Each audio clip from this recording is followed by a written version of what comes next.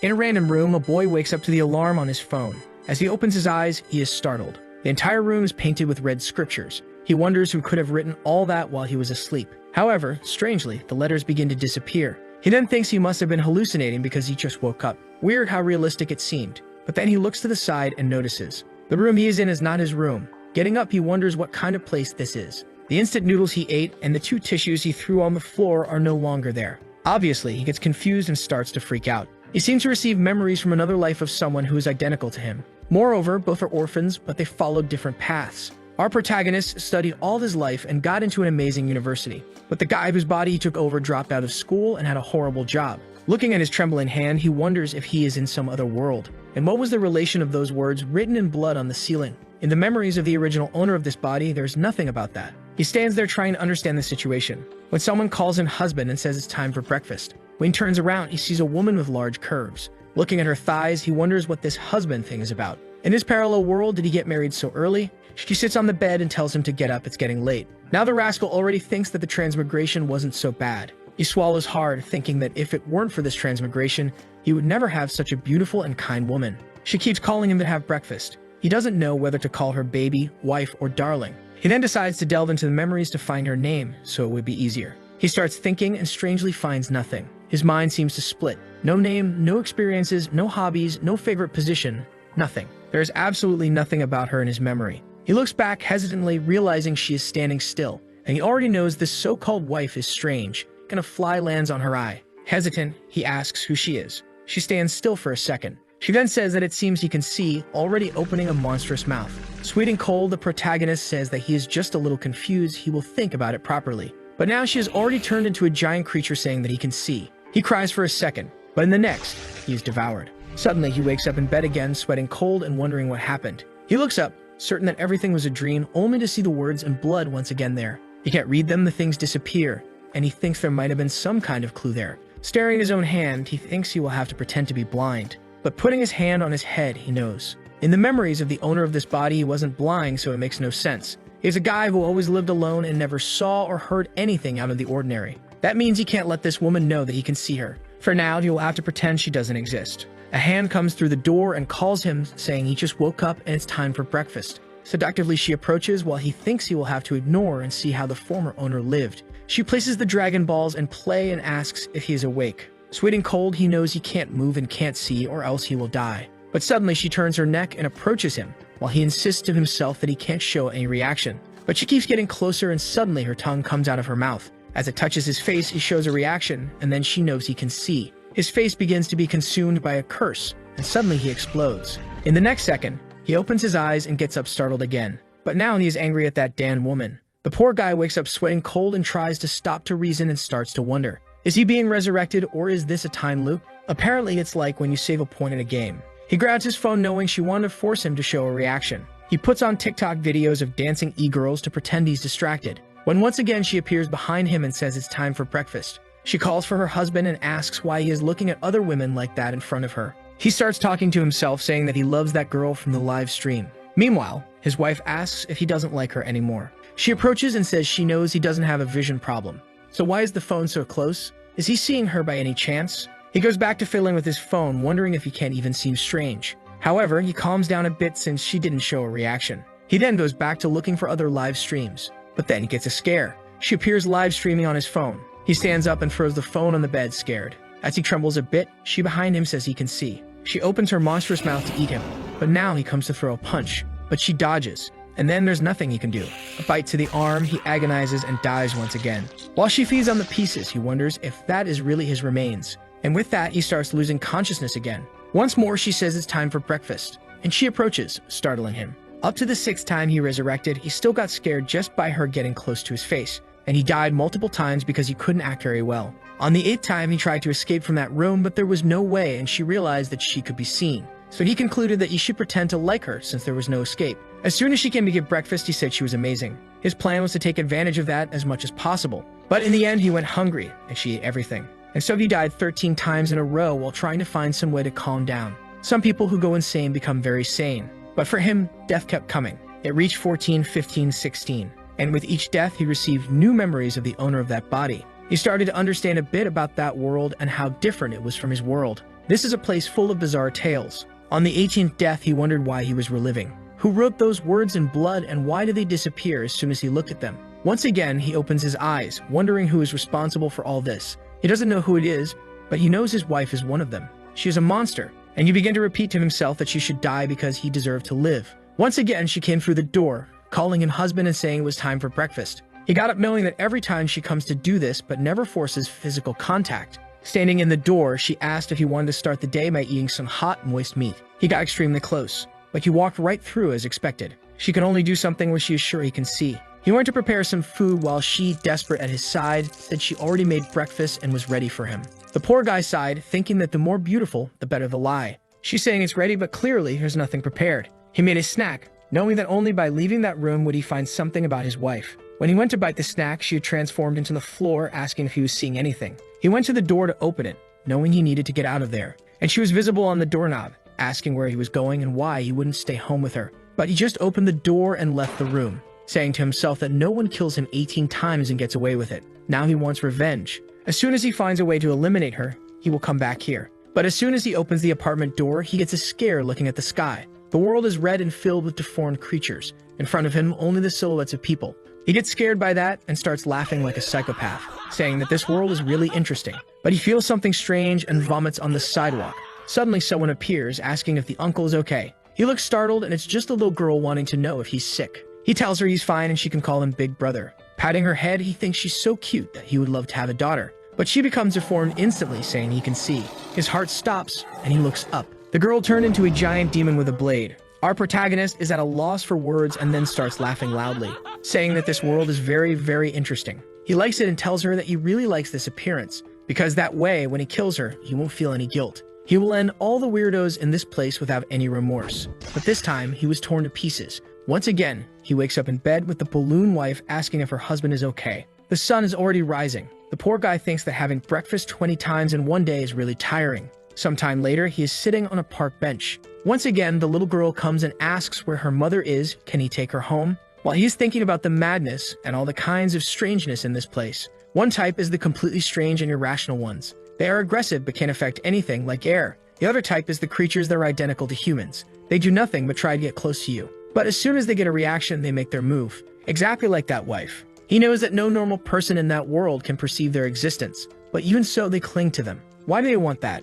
He thinks that maybe these creatures want to integrate into human life. Sometime later, he is holding his phone and received a payment of 3 cents. To survive in this world, at least he will need a bit of money to discover the things he needs. In the work group, a guy named Wudai is calling for him. The name of our protagonist is Yizui Fangxiu. He works selling apartments for a company and knows he hasn't received the commission for one he sold recently. So he sends a message saying he is going to settle that, and he speeds up on his bike. When he gets there, strangely, it is a hospital instead of the company's building. The place looks more like an abandoned building. He stands sweating cold at the door, wondering if this is the sales place. He reaches the door and his phone rings. He says he is coming up and asks if everyone is in the office. The people say yes, that the owner's son tried calling him several times, but he didn't answer. The protagonist says that's fine, then he will come up. Our boy realizes that this place is definitely affected by reality, but the people on the call didn't seem to be doing badly. He finds it strange, but also interesting. Walking down the corridor, he suddenly bumps into something. He feels he touched something soft and wonders what it was. He calmly reaches with his hand, wanting to know if that is the limit he can go. But what he touches are 2 magical spheres of clairvoyance that predict a pleasant future. The rascal blushes, and suddenly, he feels something. A slap lands on his face. The girl appears screaming that she will complain about him, and she runs toward the guard while he doesn't understand what is happening. When he looks up, it says Yahello Academy. But as soon as he blinks, the place turns back into the abandoned hospital. He reaches toward a hospital wall, but strangely his hand goes through. He realizes he can't interact with the physical form of it, and thinks that maybe it's like the creatures that need certain conditions. Once again, he passes his hand through the wall, and with that, he goes through it.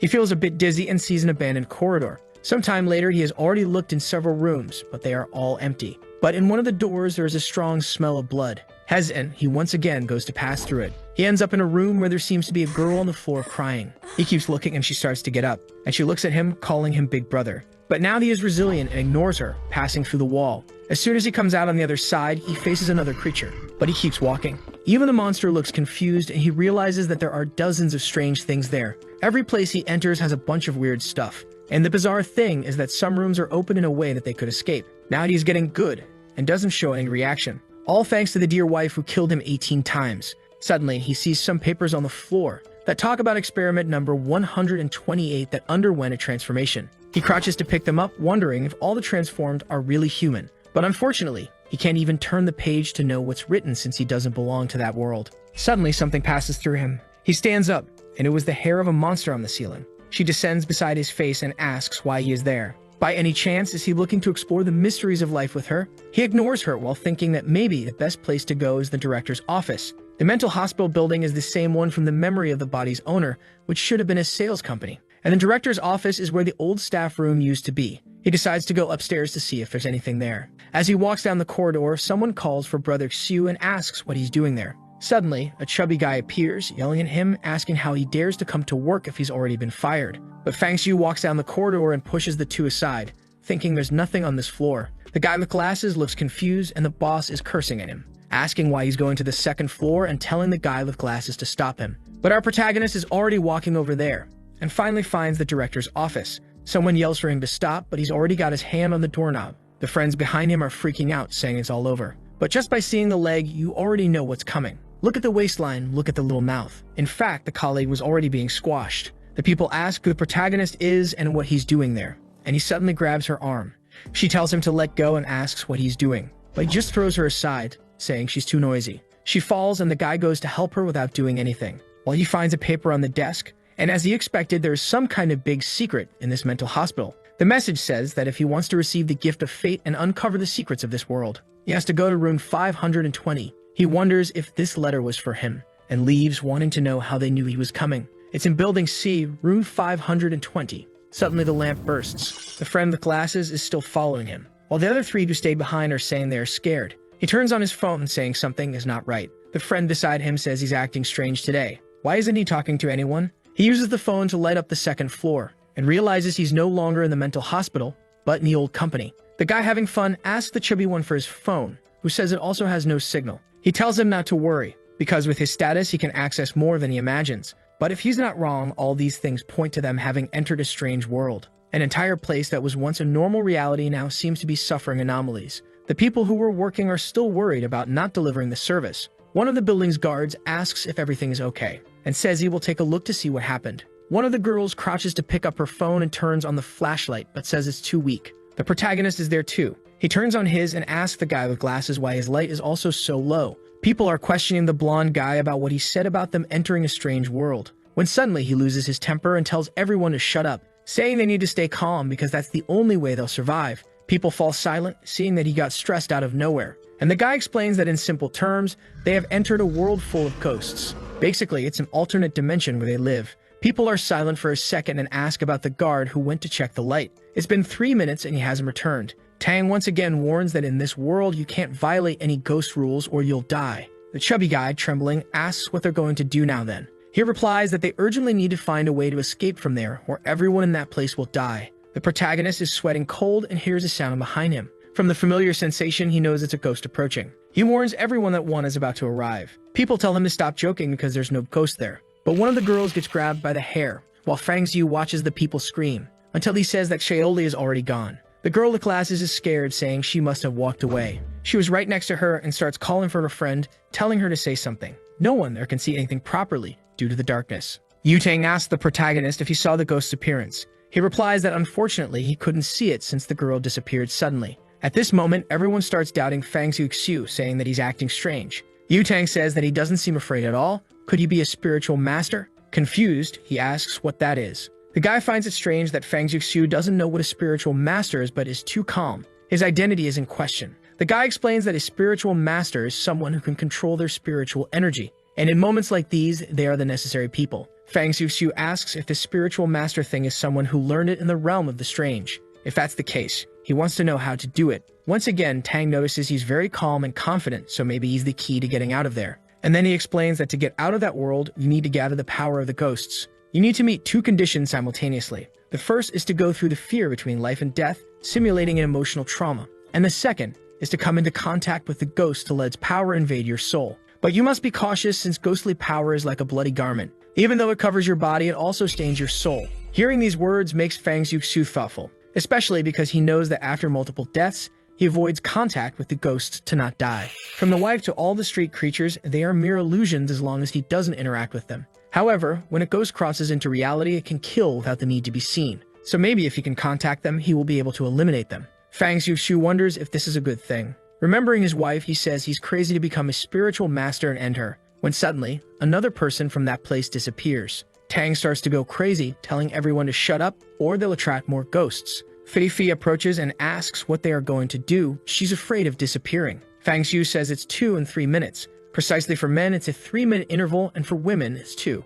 The guard disappeared. 3 minutes later, the girl disappeared, and 2 minutes later, the other guy disappeared. Following this logic, there are 3 minutes left for another one of them to vanish. He starts to leave, and the guys ask where he's going and if he's trying to get himself killed. Fang Xiu says they better start looking for a solution too, or everyone will die in that room. Suddenly, Tang points at him and tells him to stay still because no one is leaving that room. But the protagonist ignores him and says that considering there are 8 of them, in 20 minutes there will be no one left. Fang Xiu looks back and warns that anyone who tries to stop him will die before the ghosts. Walking down the corridors, the friend with glasses asks why they never find the stairs, while Fang Xiu recognizes the lights as the same ones that were in the hospital. Suddenly, he realizes they are now back in the hospital. A friend asks if they are hallucinating because, as far as they remember, they were in the company. Why are they in the horror hospital now? Fang Xiu is now sure that the company and the hospital are overlapping in this reality. The hospital swallowed the company. At this moment, they see a red pool. The entire corridor is dirty, and they recognize the uniforms there as being from the company. Fang Xiu concludes that the ghosts take 2 minutes with women and 3 with men because that's the time it takes to eat each type of person. He says they still have some time, and the guy with glasses says that it seems they are still eating jialing. The protagonist finds it strange because in the hospital, everyone was trapped. And the first time he passed through here, there wasn't all this blood in the corridors. The cuts on the clothes prove they are using some sharp blade, and he found only one like that. Something is coming out of the ceiling, and he remembers that the only one moving freely is the ghost doctor he saw right above him that time. They hear some sounds coming from that direction, and when they look, it's the group that was in the room, coming to ask what they will do. They feel a bit awkward, and the chubby guy asks if they found anything by coming down there first. Suddenly, they scream, and the girl says there's a lot of blood there. Everyone recognizes it as being from their allies' clothes, and Tang asks if everyone was eaten. Fearful, Flirty begs to leave, and Tang says they really need to flee as quickly as possible. They ask Fang Xiu to lead the way, but he says nothing. After a moment of silence, he announces that the time has come. Flirty asks what kind of time he's talking about, and behind them, hair is descending. Hearing the sounds, they slowly turn around, and from the ceiling, the ghost doctor is approaching. The second Flirty gets scared, the creature gets close to the 2 of them. Everyone tries to run desperately, telling the monster to get away. But something stops Tang. It's Flirty, who had fallen and is begging to be saved. But seeing the monster approaching, he slaps the girl, telling her to let go of him. Seeing everyone flee, Fang Xiu remembers the moment he saw the doctor. And on the ground, Flirty is begging not to be abandoned. But the creature is already holding her by the hair. With tears in her eyes, Flirty begged. But the lights went out and it rained blood in that place. The friend with glasses was shocked to see that Flirty was dead. And the monster didn't stop and continued to strike her multiple times. Fang Xiu noticed that her scalpel techniques were extremely advanced, so she probably practiced a lot. He and his friend were standing there, but the creature didn't seem to be paying attention. Doing 2 surgeries at the same time would be almost impossible. The monster puts away the scalpel and opens her mouth to eat Flirty. Fang Xiu understands that the instinct to eat humans is just because she turned into a ghost. He starts to approach, and his friend asks what he's doing next to the monster. Fearlessly, Fang Xiu punches her in the face, but he is startled. Her skin feels hard as steel. He remembers that all the creatures he encountered are extremely powerful compared to humans. The only way is to become a spiritual master to change this situation. The friend calls for him, saying they need to run away. But Fang Xiu says it's okay because that creature only kills 1 person at a time. That means when she's eating is the safest moment of all. The friend says that soon the monster will finish. But the protagonist says that Flirty had an extra round piece of flesh there that will make it take a little longer. The friend, upon hearing that, vomits, while Fang Xiu remembers that he needs to absorb cursed energy from the creatures. And in a dimension like this, near the ghosts is where the most concentrated power it is. A physical touch would be the best way. Seeing the ghost's thighs, he pats them to see if he gets infected. The monster's legs are inverted and Fang Xiu is patting them. The friend tells him to wake up, that it's not the time for this kind of thing. But Fang Xiu just says that if he's scared, he can run away. The guy says okay, and if so, they should go all out. He gets closer to the protagonist to touch the ghost's legs, but soon realizes they are very cold. While patting, the friend says nothing has changed, and Fang Xiu says they will continue. The friend says he never thought the first contact would be with a ghost, but these legs are really too long. The protagonist begins to think that this guy has some hidden potential. Since before he was dying of fear, but now he's drooling. He announces that a minute has passed. They will bother her for another 30 seconds and then run immediately. As soon as the clock hits 1:30 on the phone, he stands up, saying it's time to flee. The friend asks if they can really escape and where he's going. Fang Xiu is sure where he's going as he observed the hospital very well when he walked around, and they will use the terrain advantage to create a distance from the doctor. But hair appears in front of him. He wonders if he miscalculated and how she finished eating so quickly. The amount of flesh Fifi had was enough. Then he notices 2 silicone implants on the floor. Everything was fake, and now the ghost is behind him. She makes a cut right on his neck. With that, the boy's screen goes dark. After his head rolls through the air, he opens his eyes again. But now he's back at the moment with that monster, right when the friend said it was very cold. Fang Xiu concludes that the time loops are defined by events. Or maybe it's like a game where you have to pass a level and part of it gets saved. The friend is having fun, but he knows that last time he died because of the silicone. So this time, he can't make the same mistake. He quickly grabs the boy and tells him to get up. But drooling, the rascal says it's the first time, they can stay a bit longer. Fang Xiu warns that everything there is silicone, so if they don't run now, they'll both die. The friend is shocked, now understanding why it was so big. With that, the two are already fleeing down the stairs and encounter the people who were also coming down. The desperate crowd starts running faster than them.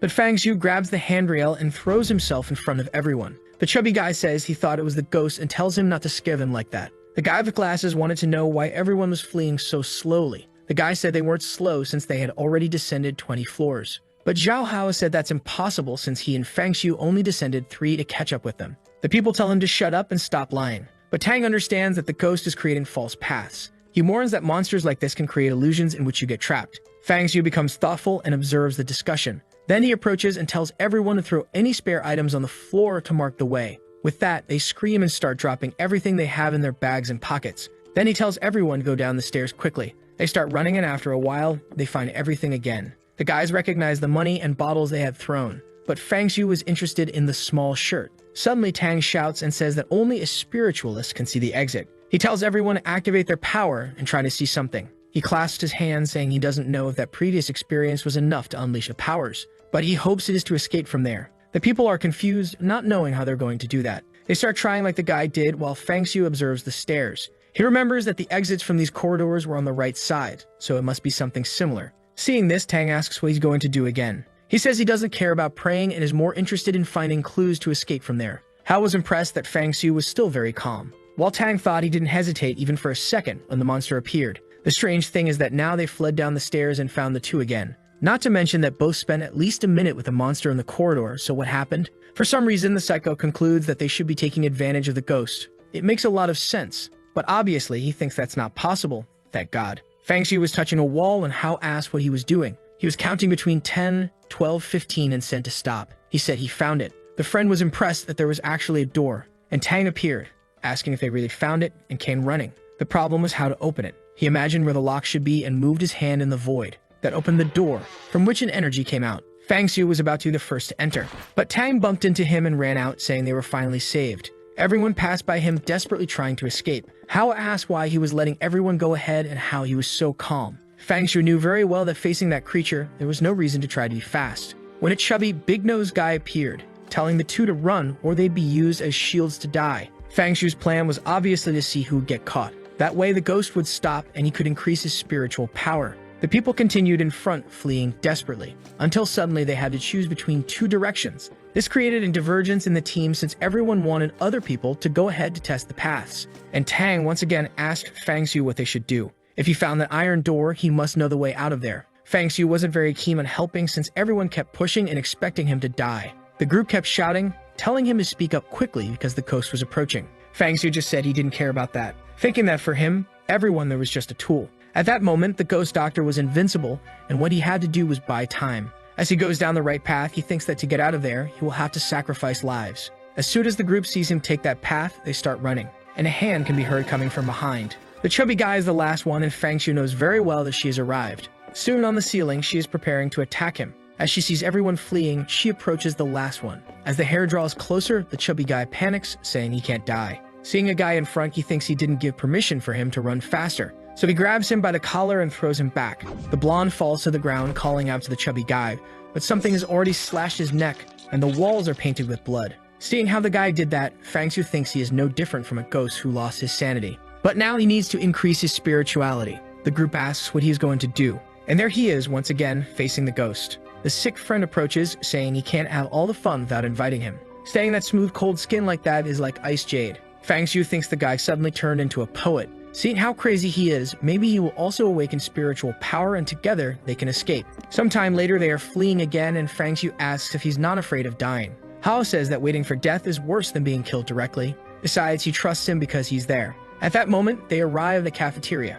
Everyone is dying of hunger and thirst as they've been running for a long time. Tang starts grabbing everything, saying he will hand it out to others later. The chubby guy approaches, asking to share a bit, when suddenly a girl says she found something and he tells her not to move. It's a door and he approaches, saying they are saved. But as soon as he opens it, there's another door at the end of the corridor. Fangxiu notices that the light there is more suppressed than before. As he approaches the door, Fangxiu says it's not locked. As they open it, it's just a utility room. That was the end of the path they chose, and the problem now is that to go back, they will have to wait for someone to die and distract the doctor. The protagonist started to head back in search of the ghost while everyone cursed him for choosing the wrong path. Obviously, he didn't like that because he didn't ask anyone to follow him. Hao commented that everyone should do what they want, and brother Fangxiu didn't force anyone to follow him. A chubby guy complained, saying it didn't matter since it looked like he chose without knowing anything. Tang tried to calm everyone down, saying to concentrate as survival was the priority. He said that from what he observed, that creature attacks one person at a time and rests for 2 to 3 minutes.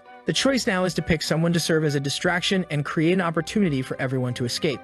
Fangxiu understood immediately what was going to happen. Tang came and hit him on the chest, saying that if it wasn't for him, no one would be there, so he would have to be the one chosen to pay for the sins. Hao asked what he was doing and Tang shouted for everyone to help, but Fangxiu stepped in and put him in a chokehold. As he was pulled away, he called the chubby guy to help, who now put Hao in a chokehold too and fell with him to the ground. Suddenly, the door slammed shut. Fangxiu had isolated himself outside. The group asked what he was doing. Fangxiu said he never imagined he'd be so interested in people. Apparently, they are stranger than ghosts. He thanked them for their interest, but warned that he would make everyone pay next time. And with that, he died again. As his body fell to the ground, the group opened the door to run out. Hao, with tears in his eyes, went to help Fang. And as Tang looked back, smiling, he saw something terrifying. Even dead, Fangxiu was smiling and told him to just wait a little longer. Back to the moment, he warned that it was silicone. He ran out, but this time smiling in a macabre way. The guys were running down the stairs, trying to escape, thinking the ghost was coming, when once again he fell in front. Ignoring everyone, he started running as they asked what he was doing.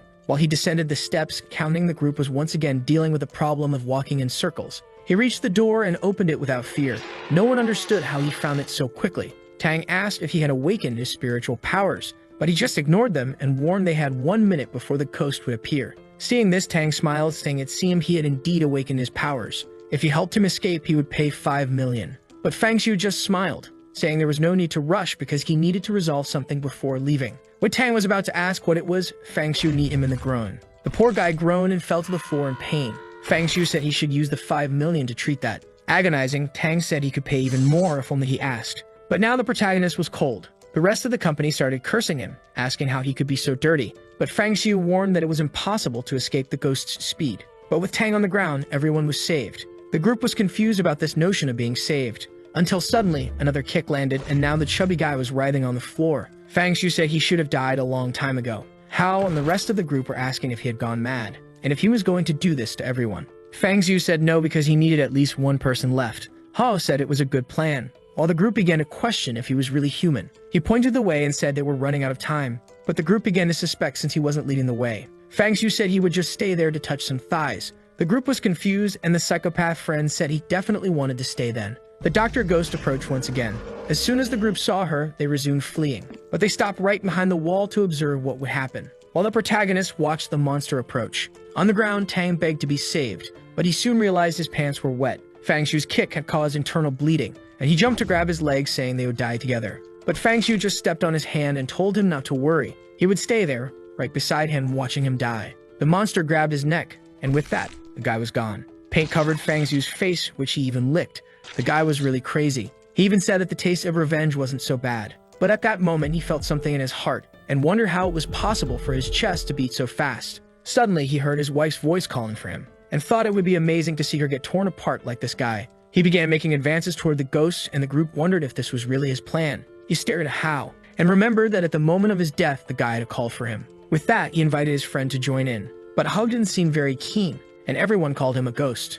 At that moment, Fang Xiu realized that having died those 20 times and experienced so much madness was causing him to no longer have any emotional fluctuations. His humanity was slowly disappearing, and at that moment he and Zhao Hao were completely different. But he had no option, so he wouldn't force his friend. But suddenly Zhao said that in that company he was the only person he could trust. As he was his only true friend, he would trust his plan. But he said he looked scary with that wine all over his face. But he soon approached with a blushing face to activate more spiritual power. While they were having fun, Hao asked why he attacked those two. Fang Xiu said that considering the ghost's speed, it was impossible to escape. And as soon as she caught up, those two, having higher positions, would discard the others. Suddenly, he felt something and asked Hao if he felt a coldness approaching his body. Hao said no, he was normal. While Fang Xiu realized it wasn't an illusion, what he was feeling was an influence of the ghost's power. He noticed that the connection was very weak, but it seemed to be reaching a critical point. Perhaps it was the precursor to gaining spiritual powers. But now Hao seemed motivated, wanting to find this cold region. Suddenly, he warned they should run. However, Fang Xiu said there was no problem since the chubby guy was lying nearby. The boy smiled, saying that was really good news. But he asked what it felt like to awaken spirituality since he wasn't feeling anything. Fang Xiu explained that what he probably lacked were life or death situations. The mental state hadn't reached the necessary point yet, which is why he didn't feel it. Hao found that strange and wondered when Fang Xiu experienced something like that. Seeing her lick the chubby guy's face, he said it was a good thing because it would take about 5 minutes. They would have to use this time to absorb as much as possible. And with that, the cold energy began to invade Fang's body. He started to try to perceive where it was going, and soon felt it seemed to be going to his brain and heart. They were now turning into blocks of ice. A cold blade cut through his entire body, and after being shattered, a light appeared in his chest, a flash that concentrated and turned into a red sphere. As soon as Fang Xiu regained consciousness, he realized that all his 5 senses had been sharpened. Even his thinking speed and control over his body had improved. It was as if more parts of the world had become available to him. But he realized he had awakened less than 1% of his spiritual capacity. The abilities seemed to be related to the desire he felt. He wondered what that was and suddenly felt a shock in his heart. He agonized and wondered if his ability was to cause pain. The sequence of deaths made his greatest desire to return that sensation. Whether it was negative emotions, mind distortions, or pain, he could make enemies experience all of it. Out of nowhere, he smiled and started laughing, saying that now he was incredible with this ability. Seeing him go crazy, Hao asked if it had worked, while Fang Xiu concluded that he had received the best possible ability for him. Remembering his dear wife, he stood in a trance while Hao called for him, saying that 2 minutes had passed. But Fang Xiu just told him to step aside as he was going to test his power. Immediately, Hao stepped back, saying it seemed to have worked, and that was very good. He then approached the ghost doctor. Concentrating the power in his hand, he knew that it carried everything he had experienced in those days. He knew that the more times he died, the more pain he would accumulate, and the stronger he would become. As long as he continued being revived, he could infinitely strengthen himself. He punched the ghost in the face, saying he wanted her to experience this masterpiece. The punch hit her squarely, but the power seemed to dissipate. She was thrown back and dropped the scalpel while crying on the floor. But Fang Xiu immediately realized that his punch was mediocre, and the little spirituality he had was now exhausted. The blow hadn't hurt the ghost, and she didn't seem to have felt the pain he did. While he thought about this, Hao said maybe it was time to run away, or they could go back to touching again. He thought that maybe putting this energy into weapons would be the best way. And speaking of weapons, there was one right on the ground for him to use. He crouched to pick it up, but soon felt an energy. That blade seemed impossible to lift, and its power immediately attacked Fang's heart. He could see all the times that weapon had been used, the infinite amount of pain it had absorbed. But with so much resentment, he wondered if he could use it to end the doctor. He told Hao to step aside. As soon as he did, he attacked the doctor right on the back of the neck. But it did nothing. Hao pulled at her shirt and said it didn't even leave a scratch. How were they going to kill her like this? The friend kept patting her back, and Fang Xiu concluded that without spiritual power, it wouldn't work. At that moment, he understood that revenge was not possible right now. She was getting up, and he was driving Hao, saying it was time to run. As soon as the monster got up, she wondered where the scalpel was. Walking with Hao, he sensed someone's presence. With his sharpened senses, he could perceive the presence of others.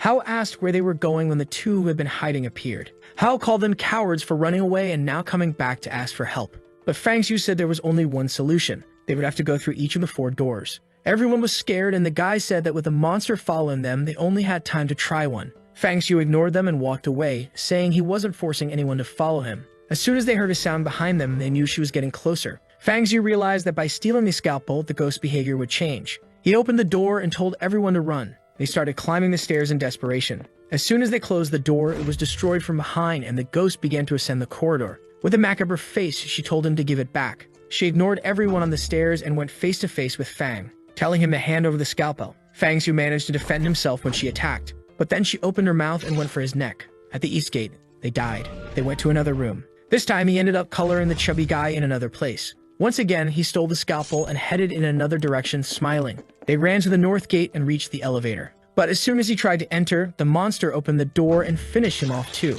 Then he tried the south gate, but once again, he was caught by the malicious and flexible ghost. Really cruel since he died. He tried the last door. He didn't want to accept that by stealing the scalpel, he would always die. Even though she was extremely fast, he still had the revive to change the trajectory each time. In a way, it was as if he could foresee the future. He knew there was a safe passage to the left, but something came at his neck and once again, he died. It had already been the ninth time, and now he was sure he could do it. He guided everyone in that same direction. The ghost appeared behind everyone and approached him. She was once again heading straight for Fang. At that moment, Ho turned and told him to be careful. Right when she was about to land a blow on his face, he managed to sidestep, making her miss, and stood face to face with the doctor. She was confused about how he dodged, and Ho found it impossible that he had done that. Smiling like a madman, Fang Shu fled. Once again, she tried to hit him and he managed to duck. After numerous deaths, he had learned her attack patterns. Moreover, the pain was strengthening his body and increasing his spiritual power. Ho was impressed with his ability to predict movements. The ghost didn't like this at all.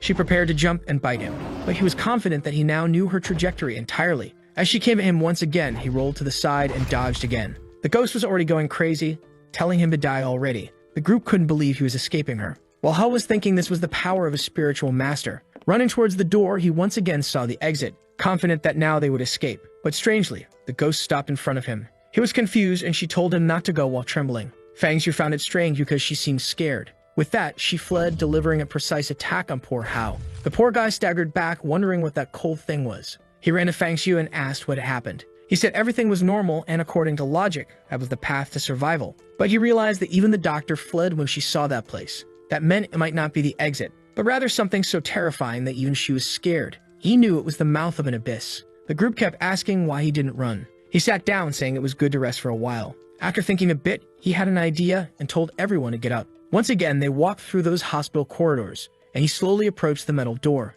wondering if there really was a great danger outside. As he began to open it, Ho asked if it wouldn't be risky to do so. He said they had no option but to go and enter the darkness. There, he couldn't see anything at all, and the place was so silent that he could hear his thoughts. The darkness had swallowed the path from which he came, so the only option was to move forward. He kept moving forward and forward.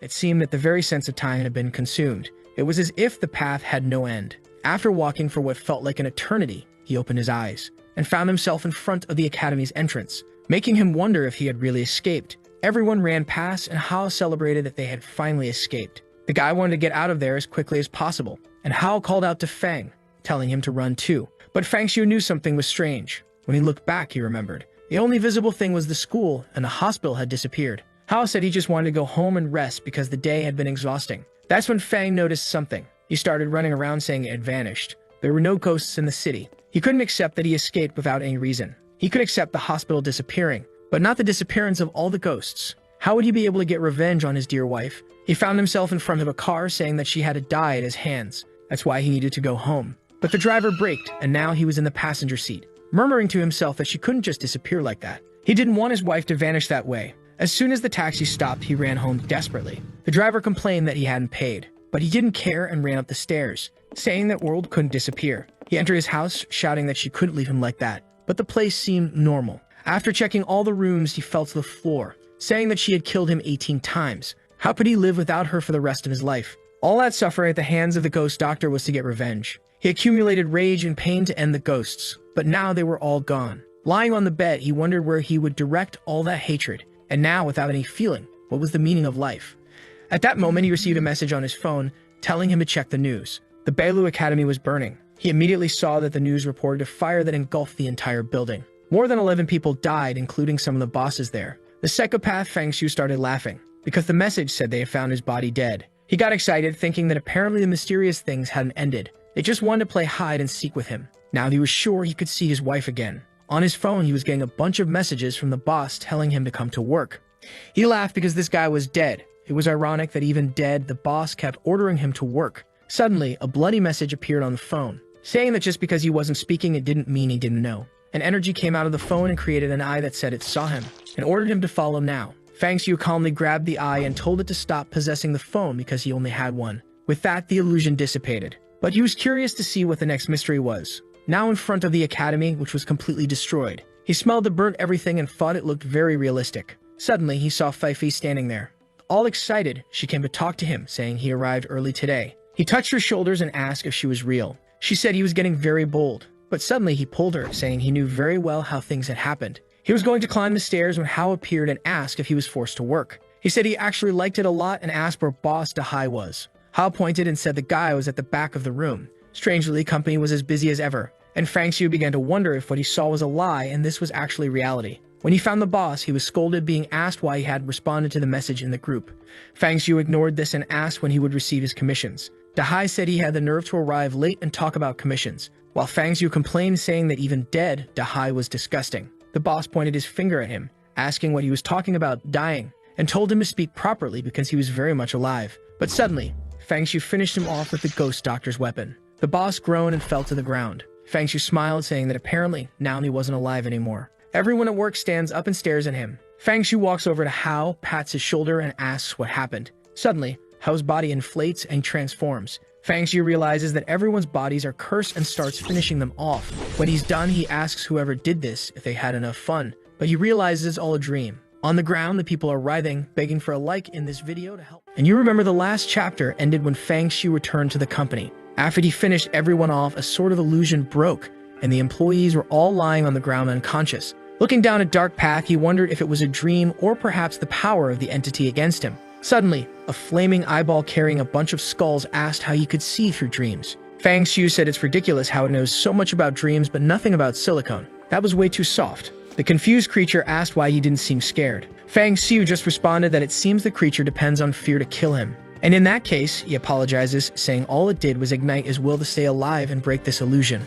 He walks up to a door while the eye watches him, and with that, it distances itself, saying it will remember the human who fears nothing. Fang Xiu begins to wonder if it was this eye that was terrifying the doctor. Observing the number of illusions around him, he knows he is still in the dream and is being manipulated. If that is the case, he will have to start over and apologizes to Zhao Hao. With that, Fang Xiu resets the day once again. Now knowing that the creature's power in this place is to manipulate dreams, all he has to do is not sleep. They manage to escape once again, but Fang Xiu noticed that everything was too normal. Knowing that this would only happen in dreams, he ends himself again. With this, he knows he is trapped in someone else's dream and believes he will have to help Zhao Hao conquer his own fears. He explains to everyone that the safe passage is actually a lie, and what happens there is that you are dominated by a false dream. He goes to Zhao Hao and warns him that he cannot fall for this illusion. As long as he survives his fears, he can get out alive. And the secret to always confirming if you are in a dream is to pet Fifi, because the sensation is different. Zhao Hao says he doesn't know how it should feel since he doesn't know the real sensation.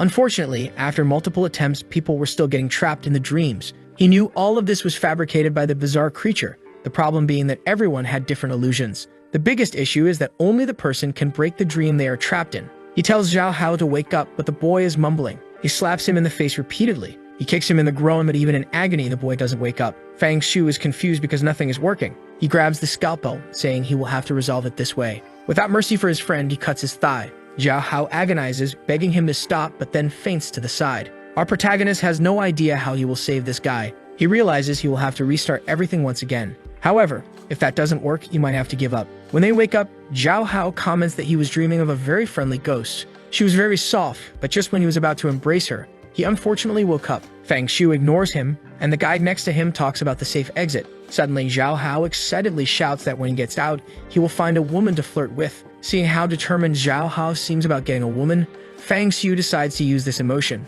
Since conquering the fear isn't working, he will have to use another emotion. He then tells Zhao Hao to turn on the phone and leave the volume at maximum, which confuses the boy. But our protagonist says they will use his favorite movie. We see a girl in a classroom and she says that the private lessons from the beautiful teacher are about to begin. Zhao Hao is already all bruised and the teacher explains that he is getting many questions wrong, so he will have to be punished. Zhao Hao knows this is his favorite movie and tells Fang Xiu that they can watch it when they leave. However, our boy looks at him saying that it is the only way to save the boy's life. Embarrassed, Zhao Hao says it's okay, takes the cell phone and plays the video. A small mouth blows a kiss, and the teacher appears saying that he will have to be spanked a little. Fang Xiu tells him to pay attention to the story and let things flow naturally as in the movie. Zhao Hao, all blushing, says he understood very well. Meanwhile, the couple behind them wonders if they should also participate in that. The teacher starts beating the boy and everyone is watching it. As they watch together, hearts are floating all around. Xiaoho's head is already exploding as he imagines answering everything the teacher asks.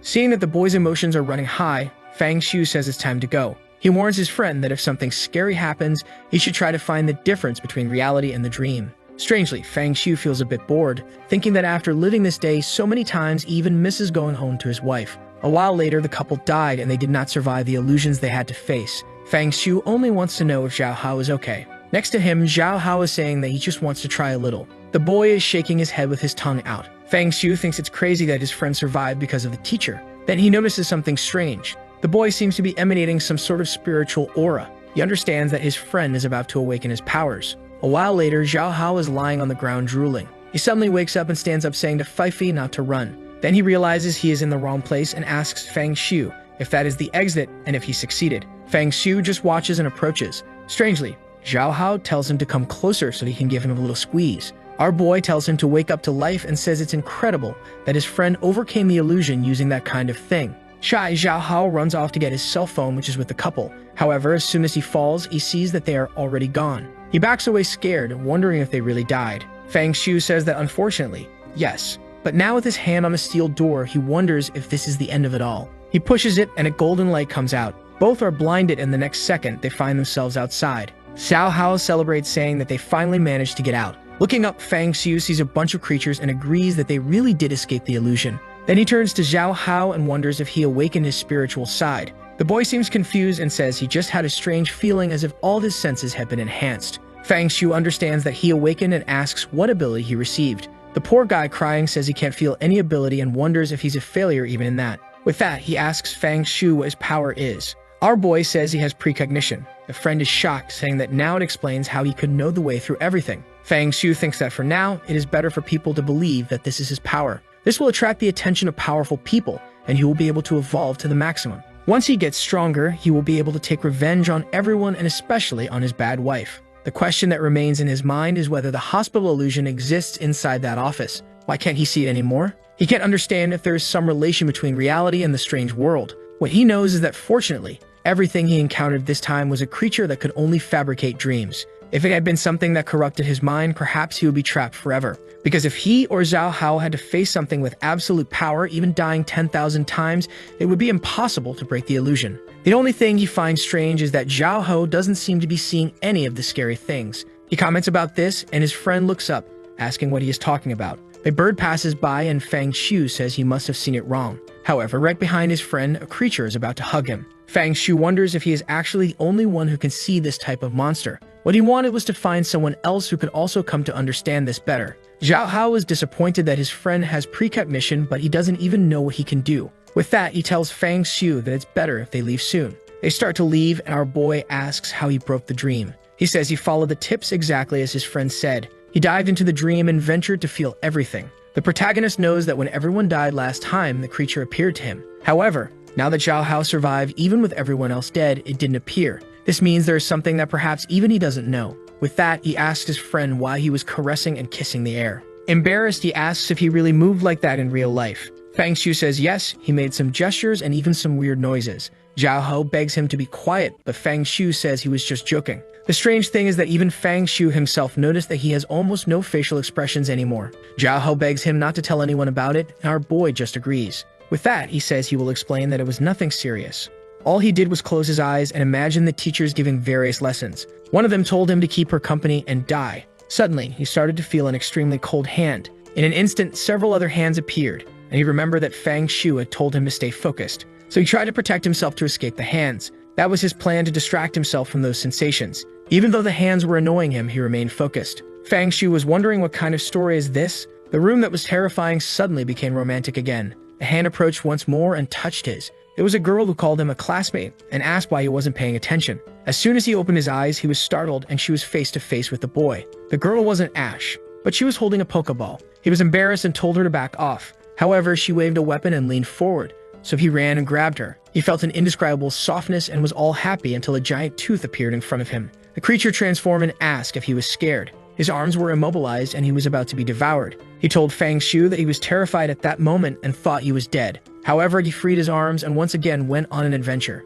If he was going to die, he wouldn't let it be for nothing. With that, the monster was scared that he had no fear. Fang Xiu starts to wonder if the creature didn't appear because it was afraid of being abused by this madman. With that, his friend asks why he wanted to know about these things, and our boy just says to forget about it. Then Fang Xiu says he will get a taxi home and to just text him if he needs anything. Zhao Hao comments that all his colleagues died, so how is he going to go home alone? Our boy just looks back and asks if he wants to call security. He feels a bit awkward and realizes it's not the best option. With that, Fang Xiu leaves, warning that soon the spiritual organizations will be looking for him. Sometime later, his wife says it's very good that he has come home and asks if he has eaten. Our boy smiles, saying that now he has finally found her. She makes a grim face and he says that he is back. With that, she is about to say that he can see her when suddenly a slash passes. Fang Xiu didn't hesitate for a second and says he missed that wife. Smiling, he asks if she wanted to see him that much too. But strangely, everything resets and he finds himself in front of the house again. He has no idea how he died. Apparently, his wife's power is much greater than he was expecting. Hesitantly, he puts his hand on the doorknob and enters the house. Once again, she says she missed him and asks if he wants something to eat. Once again, Fang Xiu just ignores her, realizing that the power difference between them is still incomprehensible. Meanwhile, an emergency meeting is taking place in a building. Director Wang Dehai says that everyone must have heard the news. 5 hours ago, a mysterious phenomenon occurred at the school academy, but no one knows about it yet. The secretary says these are the recordings from the area. Unfortunately, all they could discover was about these two survivors, a boy named Fang Xiu and another named Zhao Hao. Looking at the boys' histories, both seem to be ordinary people. With that, he asks the staff what they think about it. A guy with glasses says that if two normal guys survived, it must be a rank D place. However, someone says they highly doubt that. A blonde-haired girl says that in the footage, the boy named Fang Xiu seemed too calm. Her assistant comments that there's a possibility he became a spiritual master in there. However, the guy with glasses insists, saying that even if they awakened, it must be an extremely easy place since they came out alive. The director orders everyone to shut up and says that the investigation team should contact these people and find out if they managed to awaken their powers. Lingxi says she understands the orders very well. Meanwhile, Fang Xiu wakes up in his room. As always, his wife is there, telling him not to worry about her and to go back to sleep. However, Fang Xiu is in a conversation with Zhao Hao, who says he has discovered what his ability is. He explains that the reason it didn't work yesterday is that it seems to only work after 11 a.m. and lasts until 1 a.m. Fang Xiu tells him to hurry up and say it. Zhao Hao says that his friend's ability is good, but his own ability is now much better. Our boy is already losing patience and tells him to quickly say what kind of power he received. Zhao Hao explains that his power makes him look incredibly handsome after 11 a.m. and his muscles are on fire. Fang Xiu thinks this guy is messing with him and says he will hang up this nonsense. When he goes to the bathroom and turns on the faucet, his wife says he has incredible pressure. Our boy is confused by this annoying woman who won't leave him alone. In the kitchen, Zhao Hao continues talking about how much stronger the boy has become. Thinking about this, Fang Xiu just keeps his phone to the side, as he imagined the abilities are a reflection of a person's greatest desire. Apparently, Zhao Hao always dreamed of being strong, which is why he receives such a power. He sits down to have breakfast and his wife says it's the perfect time for that. At another part of the city, someone gets out of a car. It's Lingxu asking what they have discovered from observing the boys' messages. The guy says that apparently one of them really became a spiritual master. She asks about their powers and the guy remains silent. He says they have no idea about Fang Xiu's power, but the boy Zhao Hao seems to become very handsome from 11 a.m. to 1 p.m., especially in physical capacity and extracurricular activities. Lingxi says the boy has the perfect ability to work as a stripper. However, while climbing the stairs, she says they need to know Fang Xiu's ability, especially because depending on his powers, he could be a risk to society. Wenji just agrees, saying he understood. Back home, his wife is there asking if he can see her. Our boy is ignoring her as always, watching his TV, until he hears something coming from the door. He gets up to see what it is while his wife tells him to take a look at her. He goes to the peephole and wonders if what's on the other side is human or bizarre. He's already faced with Lingxu's heavy armament. The people knock on the door and he hears the sound, meaning they are human. With that, he opens the door and asks what they want. Lingxu starts to introduce herself, and at that moment, our boy already pulls out the card. He says they came faster than he thought, and his wife clings to his arm, telling the friends to come in. That catches the attention of the two. Lingxi asks if he knew they were coming. In the living room, Fang Xiu notices that everyone is ignoring his wife. He wonders if they also know the danger and are pretending like him, or if there's some other reason. Looking at the card, he calls Wenji by name. The guy introduces himself and says he's an investigator, and the girl next to him is Shen Sui, and he's her assistant. Fang Xiu looks at her, and she stares back, asking how they already knew about the investigation office. Our boy simply responds that in a world as paranormal as this, it was obvious there would be some association maintaining order. Lingxi responds that it's extraordinary he remains so calm with so many bizarre events. She then explains that they are a department dealing with the mysterious and peculiar. They are there first to find out what happened at the academy and second to see if he has the potential to join the team.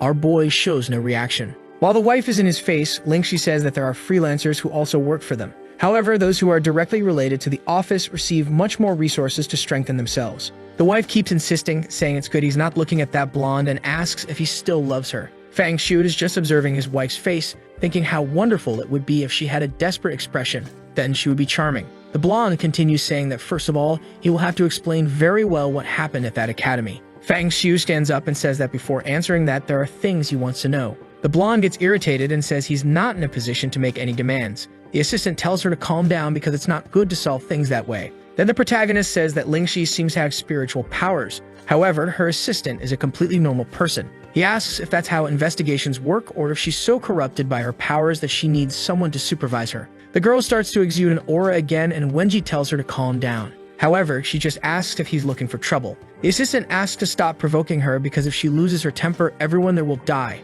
Fang Shu just ignores it and says that first, they will have to explain what power really is in this mysterious world. The woman says that everyone who survives the mysterious asks that question. What is the reason for it? Where does it come from? And what is its purpose? Currently, the only thing the office knows is that they are all corrupted entities and sources of human pollution. Each creature has its own way of existing. Some are made of flesh and blood, while others are purely spiritual. They follow no pattern and appear out of nowhere. Furthermore, they all seem to hate humanity and have a tendency to consume people. Or rather, they feed on the spirit that exists in humans. The assistant explains that this is what they know so far. Fang Shu asks how the levels of the masters are categorized. The guy says he's impressed that he knows even about that and explains that the current level is measured by how much they can use of their essence. While the guy writes about it, the wife licks her lips, saying there seems to be a lot of good things to eat. He then explains that the rankings are made by the percentage of spiritual power that a person possesses, and for every 20% increase, you rise in rank. Fang Shu then asks what happens when you reach 100%. The secretary explains that, in fact, no one has ever reached 100% in all of history. This is because the more you want to increase, the more you have to challenge scary things. The result is that everyone who seeks to reach 100% dies in the process. He then says he will ask the third question. Lingxi loses her temper and says he must be feeling very full of himself to ask so many questions. She throws the notebook to the assistant and tells him to go to the website if he wants to find out anything. The only advice she gives is not to believe the emails he receives from other people. With that said, now he is to give all the information about what happened at the academy. Fang Shu ignores her and says he has one more question. Were they seeing his wife behind him? At that moment, she gets emotional. This guy is crazy. What is he doing? Lingxi looks confused and the protagonist's reality starts to distort. The assistant says they checked the information and saw nothing about a wife or girlfriend. Meanwhile, the wife is jumping around happily, saying she knew he was always seeing her. She gets close to his face, saying he should have told the truth from the beginning. The investigators seem to find something strange, and the guy whispers that it's normal for people to have hallucinations once they discover their powers. He imagines that Fang Shu's mental state is worse than they thought. She gets irritated and asks if he is once again trying to mess with them. Our protagonist is sure that she is not pretending. He then looks to the side and calls for his dear wife, saying that now he can clearly see how wonderful she is. Fang Shu says that he apparently doesn't want to cooperate but feels something strange. Something starts to distort and the wife says that finally he is seeing her. She turns her head back and calls for the humans. Lingxi and the assistant then wonder what that is. The creature starts to grow and opens a macabre smile, saying it has been a long time since she tasted a spiritual master. The assistant is shocked and Fang Shu asks what kind of power that is. Our boy says it's a little surprise for them. His wife is more mysterious than he imagined and apparently he is trapped in a puzzle. He asks if they can see her now, realizing that the fact he noticed her existence brought her into reality. If even a spiritual master couldn't see her, it means he must be the only one who can see all creatures. Lingxi stretches out her hand and creates a purple energy, throwing it at the monster, telling it to die. Fang Shu is impressed with the woman's spiritual power. Apparently, that must be the ability of a spiritual master. However, from the smoke, the wife emerges unscathed. The woman can't believe it and loses her nerve already trying to flee, saying it's impossible for them to handle that. The wife simply extends her finger and cuts the air. With that, Lingxi is disconnected and falls to the ground. Our boy is worse off than his friend and opens his clothes. Seeing that she has a fox tattoo on her inner thighs, he observes the assistant too finds a pink letter. He starts reading it while the wife asks why he isn't looking at her. He tries to discover as much as possible and in the next second is killed. He is back to the moment when he had just returned from school. He knows he can't do anything against his wife. However, tomorrow the investigation team will come, and that will be the time when the world discovers about the person who can see the future. He goes to the computer to access the forum he discovered by talking to the assistant. A message appears on the screen, and when he clicks it, a monster pops up, scaring him. However, he ignores it and keeps browsing the site. He's trying to find the truth about this bizarre world. Strangely, the wife turns the mouse. As he was researching very quickly, she asks him to be more gentle. Fang Xiu ignores all this and continues researching. He enters a link that requires him to pay $1 million. The wife asks if he wants help, while he wonders how he will get that amount. He glances at the main post that talks about someone who can manipulate time. If this existed, his value as someone who sees the future would decrease. The person says the ability is called Waste of Time and congratulates the protagonist for wasting his time reading it. Our boy wonders what kind of forum this is. Meanwhile, at a university, a girl in a pink shirt sneezes in front of her computer and wonders who is talking about her.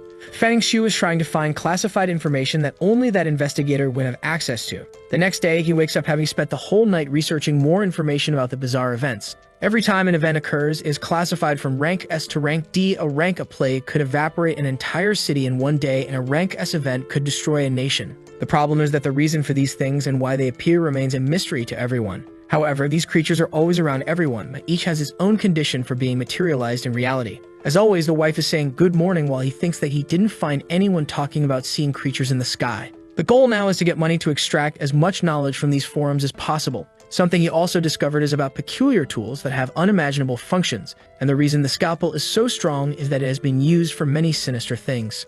He remembers that one of the articles talked about connecting with the spiritual energy of a weapon. A blue aura begins to emerge and surround the room. Looking at the clock, he knows there are 3 hours left before the investigation team arrives. The energy enters his body and he finds himself being attacked by a bunch of creatures. His heart is crushed, but Fang Xiu just asks if this is all the despair they can cause. If that's the case, all this hatred will become the new tool. He then orders the spiritual energy of that weapon to kneel before the new king. He feels he has gained at least another 2% power, realizing that these items are not just tools but also serve to help him evolve. The problem is that his physical body still can't absorb much, so he will have to wait a bit. He goes to have breakfast and his friend calls. He answers, saying he knows his friend received a power for extracurricular activities. Yahello is startled and asks if he used precognition to know that, saying it's good he knows that even though his power has been discovered, it's still much more incredible than seeing the future. Someone's earpiece drops to the ground. It's the investigator in the car, and Lingxi asks what the problem is. He says he discovered the abilities of the 2 guys. She tells him to spit it out because he seems very excited. He says that Zhao He's ability is quite peculiar. She questions if it's so shocking, and he says that Fang Xiu's is actually much more impressive. The boy apparently can see the future, warning that in the conversation, he already knows they are both going to visit him. He wonders how they already know they are coming. She is confused, thinking that even if something like this exists, it shouldn't be with a novice spiritualist. The assistant reminds her that the better the ability, the higher the cost to use it. She asked if he was using as an example the guy who could teleport but only 10 centimeters at a time. In that case, it's better to just walk. The assistant says that regardless, he has no idea how the boy knows they are coming. She opens the door, saying enough with the speculation. It's time to meet him in person. Face to face with him, she will judge if he really sees the future or is just making up stories. When they arrive in front of the room, the door is already open. They hesitate for a second, and she bursts in. Something catches their attention. Fang Xiu is calmly serving tea for the 3 of them. Without looking to the side, he calls out their names and tells them to sit down. Immediately, both enter the house.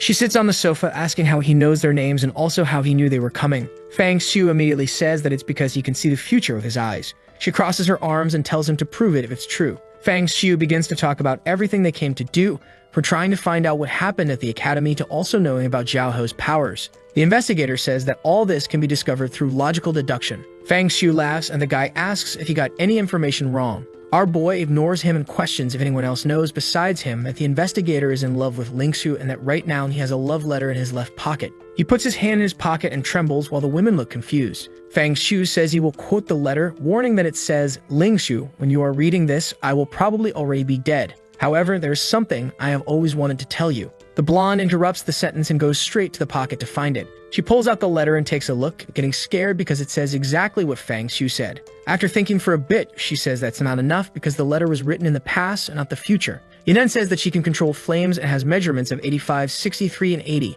The wife, who had turned into a cup, asks when her measurements are. Lingxu feels a bit embarrassed and says that her power is not a secret in the spiritual community and that he might just be a prodigy in analyzing measurements. Our boy then says he knows a secret and asks if she really wants him to reveal it. She smiles, saying she is not afraid of anything he might expose. Our boy then says he knows very well that she has a certain obsession with the color pink. Everything good she has is covered in that color. Moreover, she also has a pink fox in a very interesting place. She immediately exudes an aura, saying that apparently his power is similar to his friend's. Both are indecent. Fang Shu makes up a story saying he doesn't know how everything happens. Last night he used his powers and saw the assistant writing the letter. And on the same night, he also saw her going into the closet to get dressed. She sits down, embarrassed, thinking that he must have seen more than that since that tattoo is very close. She then says she will believe him if he can predict the lottery numbers, and immediately he writes them down. As he hands her the ticket, she knows this will be the perfect way to find out. However, she asks why he doesn't use this ticket and become a millionaire. He says it's because of the butterfly effect and how everything would spiral out of control. He makes a bet, saying that if the lottery number isn't correct, he could be killed. Lingshu is losing her mind with all the boy's arrogance. With that, the investigator asks him to comment on what happened at the academy. He remains silent and says that it was the Blue Mental Hospital. He had gone to the company's office when suddenly the entire place was engulfed by this illusion. Everyone in the office ended up being pulled into this so-called hospital. Obviously, Fang Shu is going to lie. He doesn't mention many details or even the scalpel. He only says that at certain moments he saw the path where he and Zhao Hao would survive and where they would die. With that, he managed to escape dozens of anomalies. The investigator is startled, and Lingxi says she has never heard of a place with dozens of anomalies. Even though strange occurrences happen due to a dissonance, they never managed to act together. If he saw countless creatures, he probably encountered only one that manipulated them all. Fang Xiu says that apparently she doesn't have the experience to understand what he's talking about, but he adds that it's okay. Sometimes ignorance helps with survival. The poor woman is once again losing her temper with the boy's insults. However, the investigator tells her to calm down, explaining that it would be good if he returned with them today. Fang Xiu stands up and tells them to go quickly. An hour later, the car parks. They get out, and the assistant at the door says that this is the investigation office. Fang Xiu says this proves that almost no one can see the creatures since the path ahead of him is completely dark.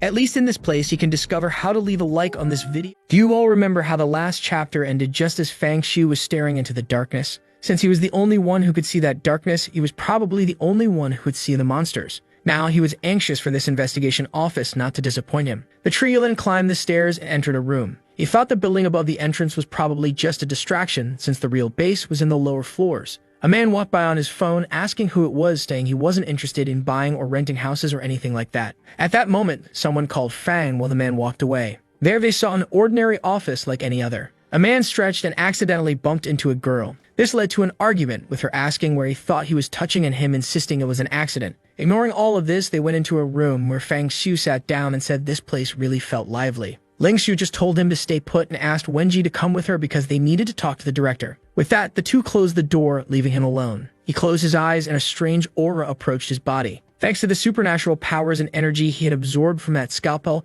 his perception had improved. However, even with sharper senses, he couldn't detect anything unusual, which proved this place was extraordinary. He began following Ling Xiu's steps to figure out where the director's office was. Suddenly, the blonde turned around, startled. Wenji asked what was wrong and if she was sensing anything strange. Our boy, sipping his coffee, realized she was much more perceptive than he had expected. In the office, the director asked if she was sure about this future scene business and who else knew about it. Fang Xiu confirmed it, saying the only other person who knew was his friend Zhao Hao. The director placed his cup on the table and said that a skill like this was extremely dangerous, so no information should leak. This guy seemed like the type who handed jobs to Peter Parker. He asked about the lottery numbers and Wenji handed them over. This was how our boy proved he could see the future, but the man didn't seem convinced, saying someone else might have told him. He told him to monitor today's lottery game to ensure it was 100% random and uninfluenced. He slammed his hand on the table and scratched his chin, saying he wanted to see just how capable this Fang Xiu really was. Then he turned to Ling Xiu, saying she was an experienced master. That's why he wanted to know if she thought the boy was lying. The competent detective said if this was lying,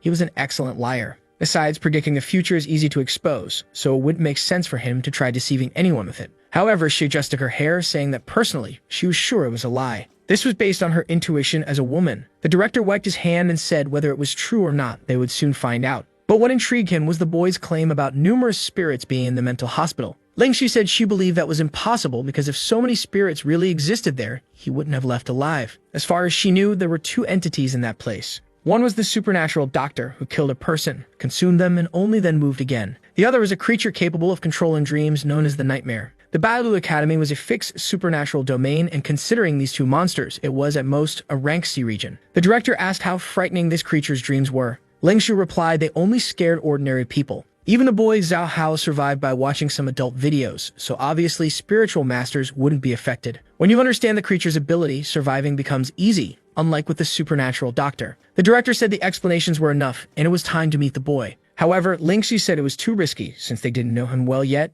and the boy might go out of control. She was about to suggest calling the captain and the commissioner, but he informed her they weren't available. Apparently, both had gone to hunt down the leader of a supernatural group. We then saw a man climbing stairs when another ran up behind him. These were the two men from the investigation team. Commissioner Bai Qi, the one with black hair, and Captain Yang Ming, obviously the other one. They were racing to see who would reach first. Ling Xu said fine, but first she would conduct a mental contamination test on him to avoid any risks. The scene shifted to another room with a device on the table. She explained it was a lie detector based on spiritual fluctuations. If his heart and words didn't align, it would show a reaction. He placed his hand on the device and told her to go ahead with her questions. She asked him to imagine a supernatural creature massacring the entire city. He had to choose between fighting the creature and escaping alone or saving as many people as possible who could escape with him. He should answer honestly. He said he would choose the first option and fight the supernatural entity. The test showed he wasn't lying, and she wondered if he was really the type to risk himself for others. Obviously, our boy said that because if he dies the first time, he'll try again and again. One day, he'll find the weakness and the creature will die. Then she asked him to imagine a future where he received an invitation from a highly intelligent supernatural creature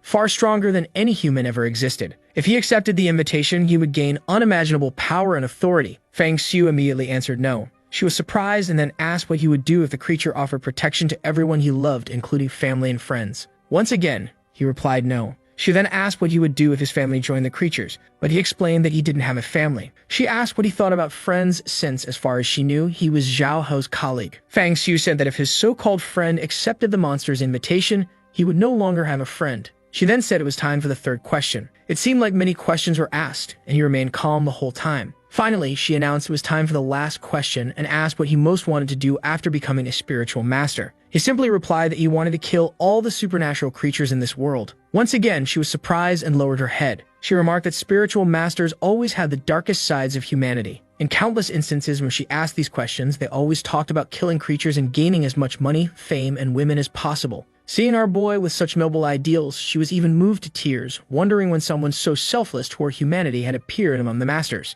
If the system had malfunctioned, he was a kind of angel among them all. Even though he seemed arrogant and indifferent, deep down he genuinely cared about humans. While she checked to see if the device was broken, he was only thinking about the day he would avenge the woman 100-fold. He wanted to kill all supernatural creatures, but he knew that one wouldn't go down so easily. The scene then changed to a door opening as she led him to Director Wan. She handed over the document stating that the boy had passed the test. The man introduced himself as Wang Dehai, the current director of the investigation group. He was about to ask the boy to sit, but Fang Xiu had already seated himself before being told. Fang Xiu gave a casual greeting which annoyed Ling Xu due to his lack of manners. Ignoring this, he decided to look at the test results and was immediately impressed. The answers were perfect and he turned to her, asking if they were really true. She just nodded, making it clear. He commented that based on the boy's answers, he was perfect for this profession. Even if he didn't have the ability to see the future, he would still want him in the investigation group. He held up his hand, telling him there was no rush as they waited for the lottery results. Meanwhile, Fang Xiu thought he was only there to use this identity as someone who could see the future to gather resources for his goal. Dehai then asked about the limitations of his future-seeing ability, such as cooldown time or usage limits. Fang Xiu explained that in the supernatural world, he could walk between the future and the past. He could witness the lives and deaths of countless people and experience infinite possibilities. Ling Xu, whom I confused with Fang Xiu from the other story, was irritated because he always gave these grandiose answers, acting so full of himself. At the moment, the boss was talking about how the commissioner and captain were the strongest when someone burst into the room, announcing something terrible had happened. Apparently, the investigation commissioner had died. The two stood up in shock while Fang wondered how strong a third-level person would be. It's a shame the man died before becoming useful to him. Someone commented that Bai Qi was the #1 spiritual master in this city. If someone like him really died, everything would fall into complete chaos. It seemed, however, that the man hadn't truly died yet. He was currently battling the headless supernatural creature, but he hadn't informed Captain Yang. Normally, if the two worked together, this wouldn't be a problem. But as he advanced, another mysterious entity was lurking nearby.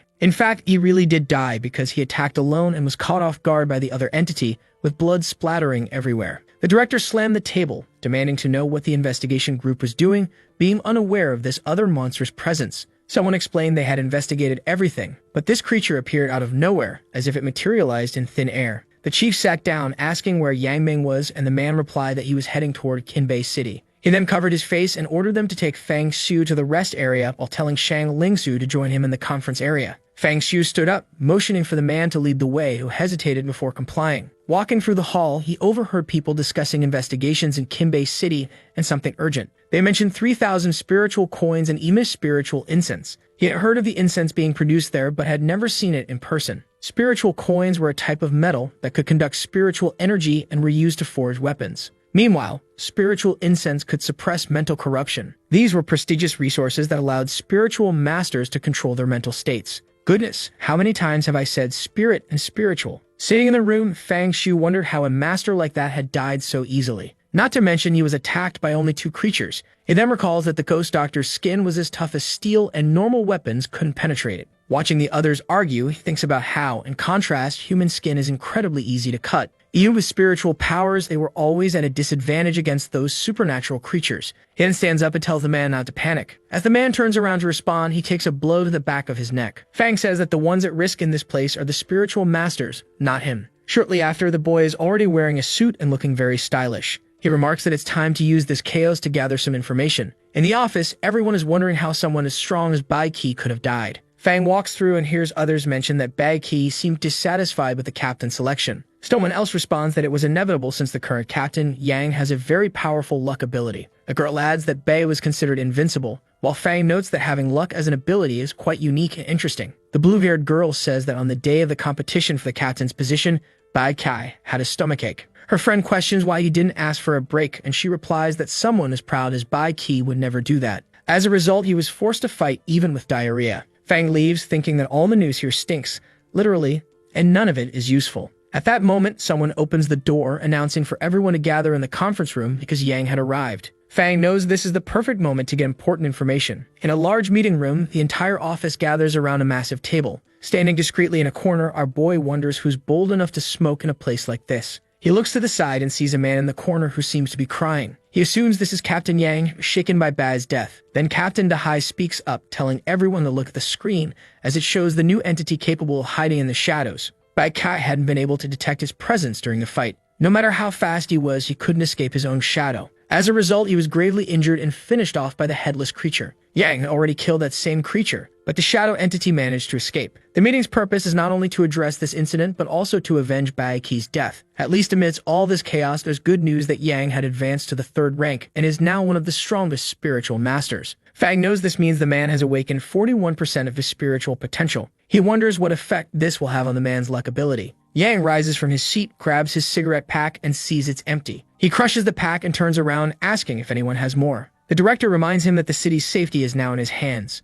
Yang simply puts his hands in his pockets and says if that's the case, he'll go buy a pack himself. The director holds back his anger but slams the table, telling him to stay put and asking if he doesn't want to avenge Bai Kai. Yang pauses for a moment and asks why he would seek revenge. Would revenge bring him back to life? The director covers his face and tells him not to leave, handing him another pack of cigarettes. Yang sits back down, saying he should have given it to him earlier and noting that this brand is pretty good. Meanwhile, Fang observes, noticing how calm and rational the man appears, except for the fact that he smoked about 30 cigarettes in 10 minutes. Then someone opens the door and calls for the director. The man goes to complain until the other explains that the person he was supposed to watch over hit him on the head and stole his uniform. The director informs everyone that the culprit is a boy named Fang Shu and places an alert on him. Everyone starts running while our boy is disappointed that the man ran off so quickly. Suddenly, someone calls out to him. It's Ling Shu, who says the bastard is right there. Immediately, everyone points their weapons at the boy. One of them even tells Captain Yang to stay back. The director asks if Fang doesn't realize it's a crime to attack someone from their organization and demands to know what he's planning. Fang completely ignores him. He crouches in front of Yang and asks if he'd like to bring Bai Qi back to life. Yang gets serious and warns him not to joke about it, or he'll end up dead. Our boy feels the pressure of the spiritual energy, but is used to far worse. He then tells Yang to answer already, does he want to save Bai Qi or not? Meanwhile, everyone in the room keeps pointing their weapons at him. Yang tells him to stop talking nonsense and orders the others to arrest him immediately. But Yang suddenly tells everyone to stop. Perhaps he's losing his mind, but he feels like what the boy is saying is true. He asks if Fang can really bring Bai Qi back to life. Fang Shu asks when Bai Qi died and how far away he was from him at the time. Yang explains that he followed a lead in the mountain region but was too late to return to the city. If he had been nearby at the time, perhaps Bai Qi wouldn't have died. Fang says he understands and then asks for Bai Qi's number and a secret. Yang asks why he needs this information if they're planning to bring Bai Qi back to life. Our boy reveals that he can't bring the dead back to life. Yang stares at him, and Fang adds that he has another solution. He can go back to the past and change the future. He realizes that since he's going back in time, no one will know what he revealed, so the secret remains a secret. In the room, everyone whispers that this sounds even more exaggerated than resurrecting the dead and says he must be lying. Yang even says that such an ability would be far too overpowered for a spiritual master. Our boy repeats his dramatic speech. I am from the spiritual realm. I navigate between the future and the past, experiencing countless realities. Lingshu notices that this is his eccentric way of describing his own ability. Our boy then says he will return to the time before Bai Qi's death, call him, and reveal the secret to make him believe. There's no harm in trying since he's not risking anything. Yang ponders and says it really does make sense since he has nothing to lose. He gives Fang the number and says that Bai Qi will be able to receive the call because at the time he was in a place with cell service. Yang says that the secret is something only he and Bai Qi know, something he had planned to keep hidden for the rest of his life. He seems to force himself to reveal the secret. Finally, he admits that during the captain's selection, he gave Bai Qi a laxative to make him have a stomachache. Since he has the ability of luck, no one suspected anything, and everyone thought it was just a coincidence. The room falls silent, and no one can believe he played so dirty. Even the chief says he didn't expect someone so honest to stoop this low. Yang says it was all Bai Qi's fault and blames the rivalry between them. He stands up and says to forget about it since the man is already dead. Fang, however, simply says the secret is enough and tells Yang to wait for the call. Yang looks upset. The chief looks disappointed and Lingsu watches attentively. After a long silence, Fang tells them to continue their meeting. Yang asks the obvious question, if Fang isn't going back to the past now to do what he said he would. But Fang questions when he ever said he would go back at this exact moment. The chief accuses Fang of lying and orders Yang to remove the strange boy from the room. Yang agrees and tells Fang to follow him. The scene shifts to the confinement room. Yang tells Fang that it's the director's orders, but not to stress about it. At this point, Yang believes Fang can save Bai Qi, so he doesn't want to offend him. Fang replies that he understands and asks Yang to explain more about the headless supernatural creature they fought. Yang lights his 100th cigarette and says that Bai Qi's ability was super speed. It was just unfortunate that this creature had the advantage in their fight. Time passes, many cigarettes burn out, and the two talk for a while. Eventually, someone opens the door. It's Lingshu saying that the lottery numbers Fang wrote down were all wrong and telling him to take a look. Yan crushes his cigarette and says Fang will pay for playing with Bai Qi's life. Fang glances at the paper and says now he knows the correct lottery numbers. But Lingshi says the cost of his mistake will be his life. Fang pulls out the scalpel and everyone is startled. Our boy tells them not to worry. He always keeps his word. The others prepare to draw their weapons, ordering him to stay still, but Fang strikes his own forehead. He says he'll see them earlier in the day. Time rewinds, a car screeches to a stop, and it's the exact moment he arrives at the office. This time, he writes the correct numbers and hands them to Lingsu. As they enter the building, he says that as soon as they turn the corner, there will be a man on the phone. Sure enough, the same man from before walks by, talking on his phone. Both of them are impressed that Fang has already started predicting everything. He walks ahead and says the man in the middle row will try to stretch and accidentally bump into a girl. Of course it happens. Lingshu looks back, watching the argument unfold. The other investigator seems to trust that Fang can see the future, but Lingshi says these are just reasonable deductions. However, Fang takes the lead and says he'll take them to the room. He opens a cabinet, grabs some tea, and serves it to the two of them. They wonder why the boy is doing everything they were supposed to do. The boy even adds sugar to both of their coffees. They ask if he's been there before, to which he replies no.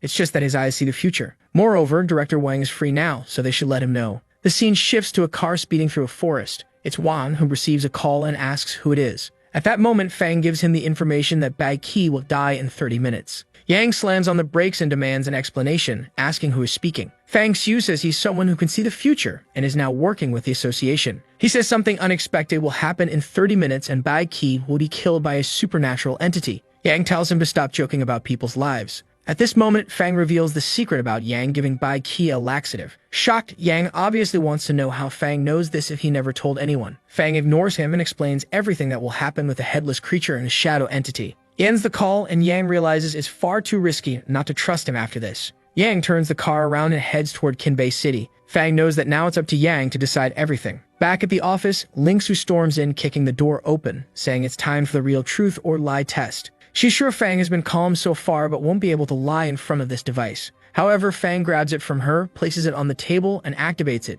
telling her to get started already. She sits down and before she can even ask the first question, he answers that he would fight the supernatural entities. Before she understands what's happening, he already answers the second question, saying he wouldn't side with the entities either. Moreover, if his friend sided with the creatures, their friendship would end. He keeps talking, answering every question until for the last one. He says what he wants most is to kill all the supernatural creatures in this world. The girl hasn't even reacted yet. He simply stands up from the table and says the test is over, so it's time to be the director. She stays there, holding the device, wondering if it's broken or somehow malfunctioning. The scene shifts to the director's office, where he's saying it's hard to believe Fang's ability to predict the future. Fang simply says there are people who can't be measured by common sense, which is why it's impossible to understand him. The chief feels like punching the brat, but instead demands the test results. Moreover, the red email states it couldn't flag anything because Fang predicted every question and answered them correctly. On top of that, the lie detector didn't go off. Our boy starts realizing he'll need to invent some kind of weakness to make people believe his ability is legitimate. He then explains that every time he uses this ability, his mind is flooded with information, causing a spiritual overload.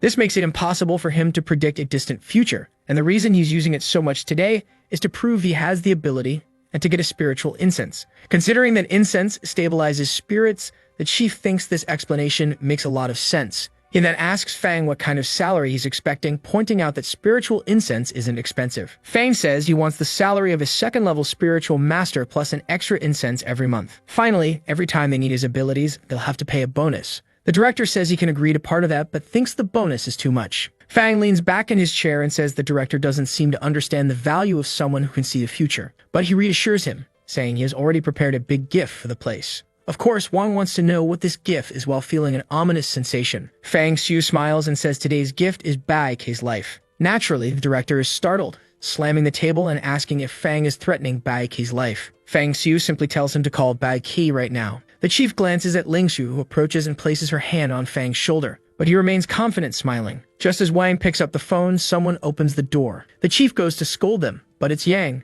asking if there's a Fang Xiu here. The chief looks confused, asking why Yang is back, where Bai Kai is, and what's going on. Yang says that's irrelevant. Bai Kai is in the hospital right now, and he wants to know where Fang Xiu is. Ling Xu immediately points to Fang and asks what he did to Captain Bai. Fang feels relieved, realizing that Bai Kei being at the hospital means he's safe. The chief then says Fang Xiu is the boy standing there, claiming he brought a big gift for them. Yang smiles and says it really is an incredible gift. Ling Xu removes her hand and Yang asks Fang if he's the one who called him. Yang hugs him, saying that if it weren't for that message, he would have lost his friend. The two baffled men in the room have no idea what's going on. Fang looks at the chief and asks if he's satisfied with the gift. He also tells Miss Shin Ling Xu to stop using her ability on him. Ling Xu wonders if it's really possible that just one call saved the life of the most important spiritual master in the city. Yang then says that if nothing was manipulated, he recognizes Fang's value and accepts his terms. However, they'll wait for the lottery results, and for now, Fang should be taken to another area. Yang hears this, seems to realize something, leans into Fang's ear and whispers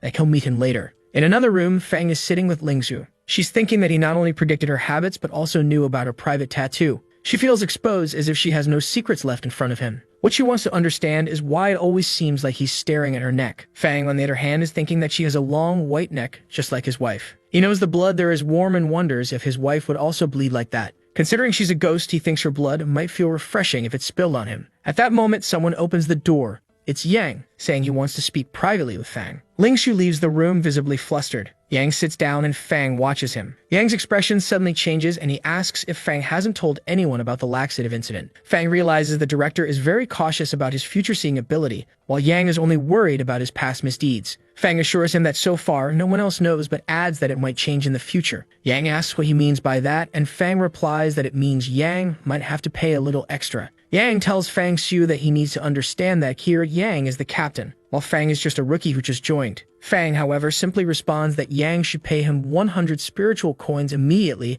if he doesn't want anyone to know about the incident. Yang starts to protest, but Fang raises the price to 200 coins on the spot. Yang demands to know why Fang is charging him so much, saying he only earns 10 spiritual coins and can't afford it. When Fang pretends to start revealing the secret, Yang quickly agrees to pay. Sometime later, they're all gathered in Wang's office again. Yang is slumped in the corner, begging Ling Xu to lend him some spiritual coins. Fang realizes he might have gone too hard with his demands. Meanwhile, the lottery results are being announced on TV. As the numbers are revealed, everyone starts to gasp in shock. When the number 05 appears, it confirms that the numbers Fang had written were correct. Yang immediately hugs Fang, declaring them blood brothers and saying he only wants the numbers for the next lottery. The chief tells him to stop and reminds everyone that the boy's ability is meant to protect the city. He then tells Fang that this is a secret that must be kept absolutely confidential. From now on, they'll claim his ability is simply heightened intuition and nothing more. The chief officially invites Fang to join their organization. Of course, Fang accepts.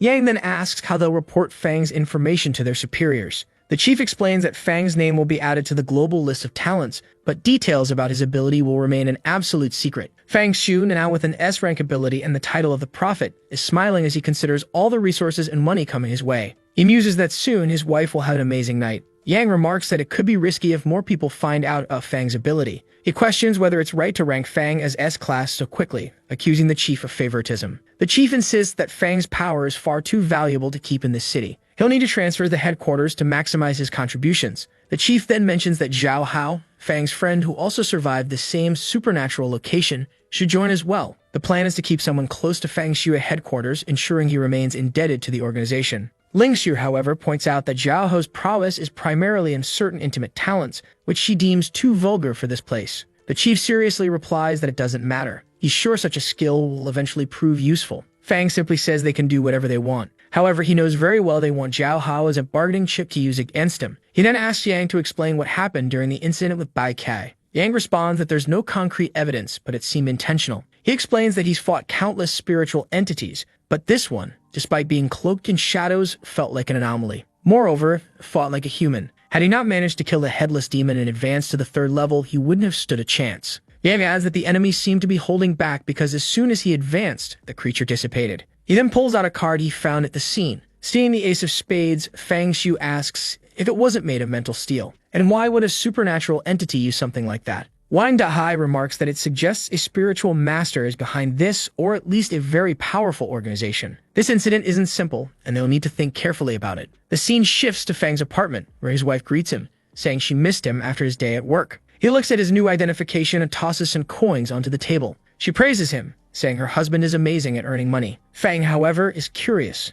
knowing that each of these spiritual coins could sell for hundreds of millions. It's incredible that Captain Yang managed to get so many at once. This wasn't extortion, it was Yang's way of thanking him for not revealing his secret. Fang tosses a coin into the air, catches it mid-flight, and wonders how to use it for maximum benefit. At first, he considers making armor, but given his abilities, he decides that's not the best option. As for weapons, he already has the scalpel, so there's no urgent need for another. Besides, 200 coins aren't enough to craft a high-level sword. Considering his abilities, he doesn't need a weapon with overwhelming power. It just needs to be long, small, and sharp enough to deal damage to enemies. The scalpel is perfect, except that, as a cursed item, he can't flaunt it openly. Perhaps crafting another scalpel to disguise the existence of the first would be a good idea. With the remaining coins, he plans to purchase information on a supernatural forum. Suddenly, there's a knock at his door. If it were the investigation team, they would have messaged him. If it were Zhao Hao, he would have called. He approaches cautiously, uncertain about which entity might be looking for him. As he looks through the peephole, sweat starts to bead on his forehead. The giant eye stares back at him, and an overwhelming power seems to press down on him. Moments later, he's opening his eyes and shaking his head. The room reeks of rotting flesh.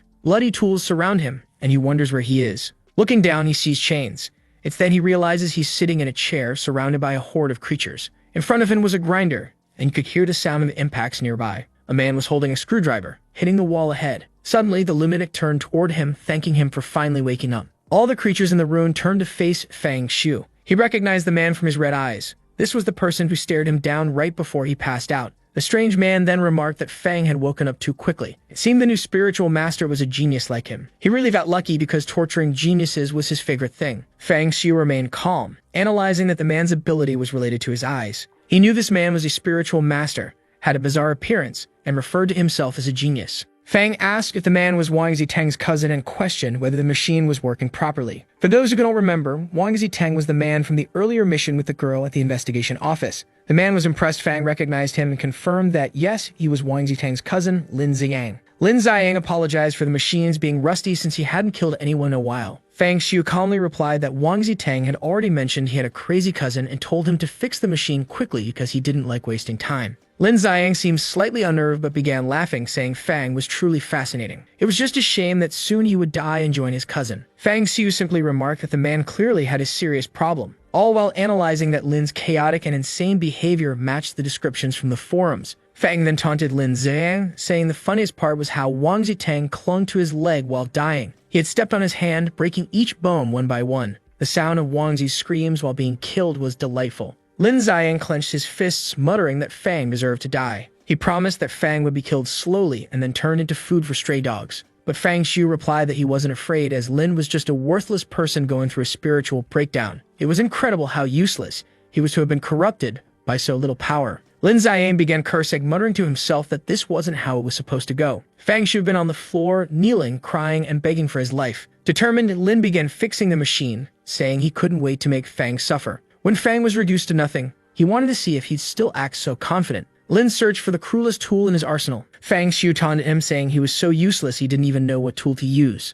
Lin turned and shouted for him to shut up, continuing his search. Clearly, he was more unhinged than ever. Finally, Lin selected a tool and declared it perfect for pulling out the teeth of someone who talks too much. He demanded Fang Xiu beg for forgiveness, but Fang only asked how Lin would prefer to die. Would he rather have his bones crushed by a hammer or be punched until nothing was left? Fang suggested Lin decide soon because when the time came, Fang wanted everything to go perfectly. Lin froze, unsure how to respond. Fang asked why he was hesitating and backing away so much. He warned Lin that he had a scalpel perfect for cutting someone into pieces. While he'd like to make at least 1,000 cuts, he admitted he wasn't skilled enough and guessed Lin would die before the 100th. For that, Fang said Lin might need to start apologizing. Lin Zian put his hands on his face, muttering that Fang was the true lunatic having a spiritual breakdown. He warned that in this place he controlled life and death and ordered Fang to stop threatening him. Fang Xiu simply replied that life was always in his hands. He then looked at a snake-like creature nearby and asked if it was hungry or wanted to eat someone. The creature seemed to glance at him, though it was hard to tell since its eye was also its mouth. Lin Ziang asked whom Fang was talking to. Fang replied he was speaking to the entity that had to take Lin's life. The moment Lin Ziang acknowledged the creature's existence, he froze as it appeared before him. Shocked, Lin stammered, asking where the thing had come from, calling Fang the real lunatic. Fang Xiu just smiled and said there were countless more where it came from. He greeted them all and invited them to appear. Lin Ziang, already on the brink of madness, completely lost it, screaming that it was all an illusion and couldn't be real. Fang Xiu just laughed, and with that, another life reset. When he opened his eyes, he was back home with his wife, who was celebrating his return from work. He ignored her and collapsed onto the couch.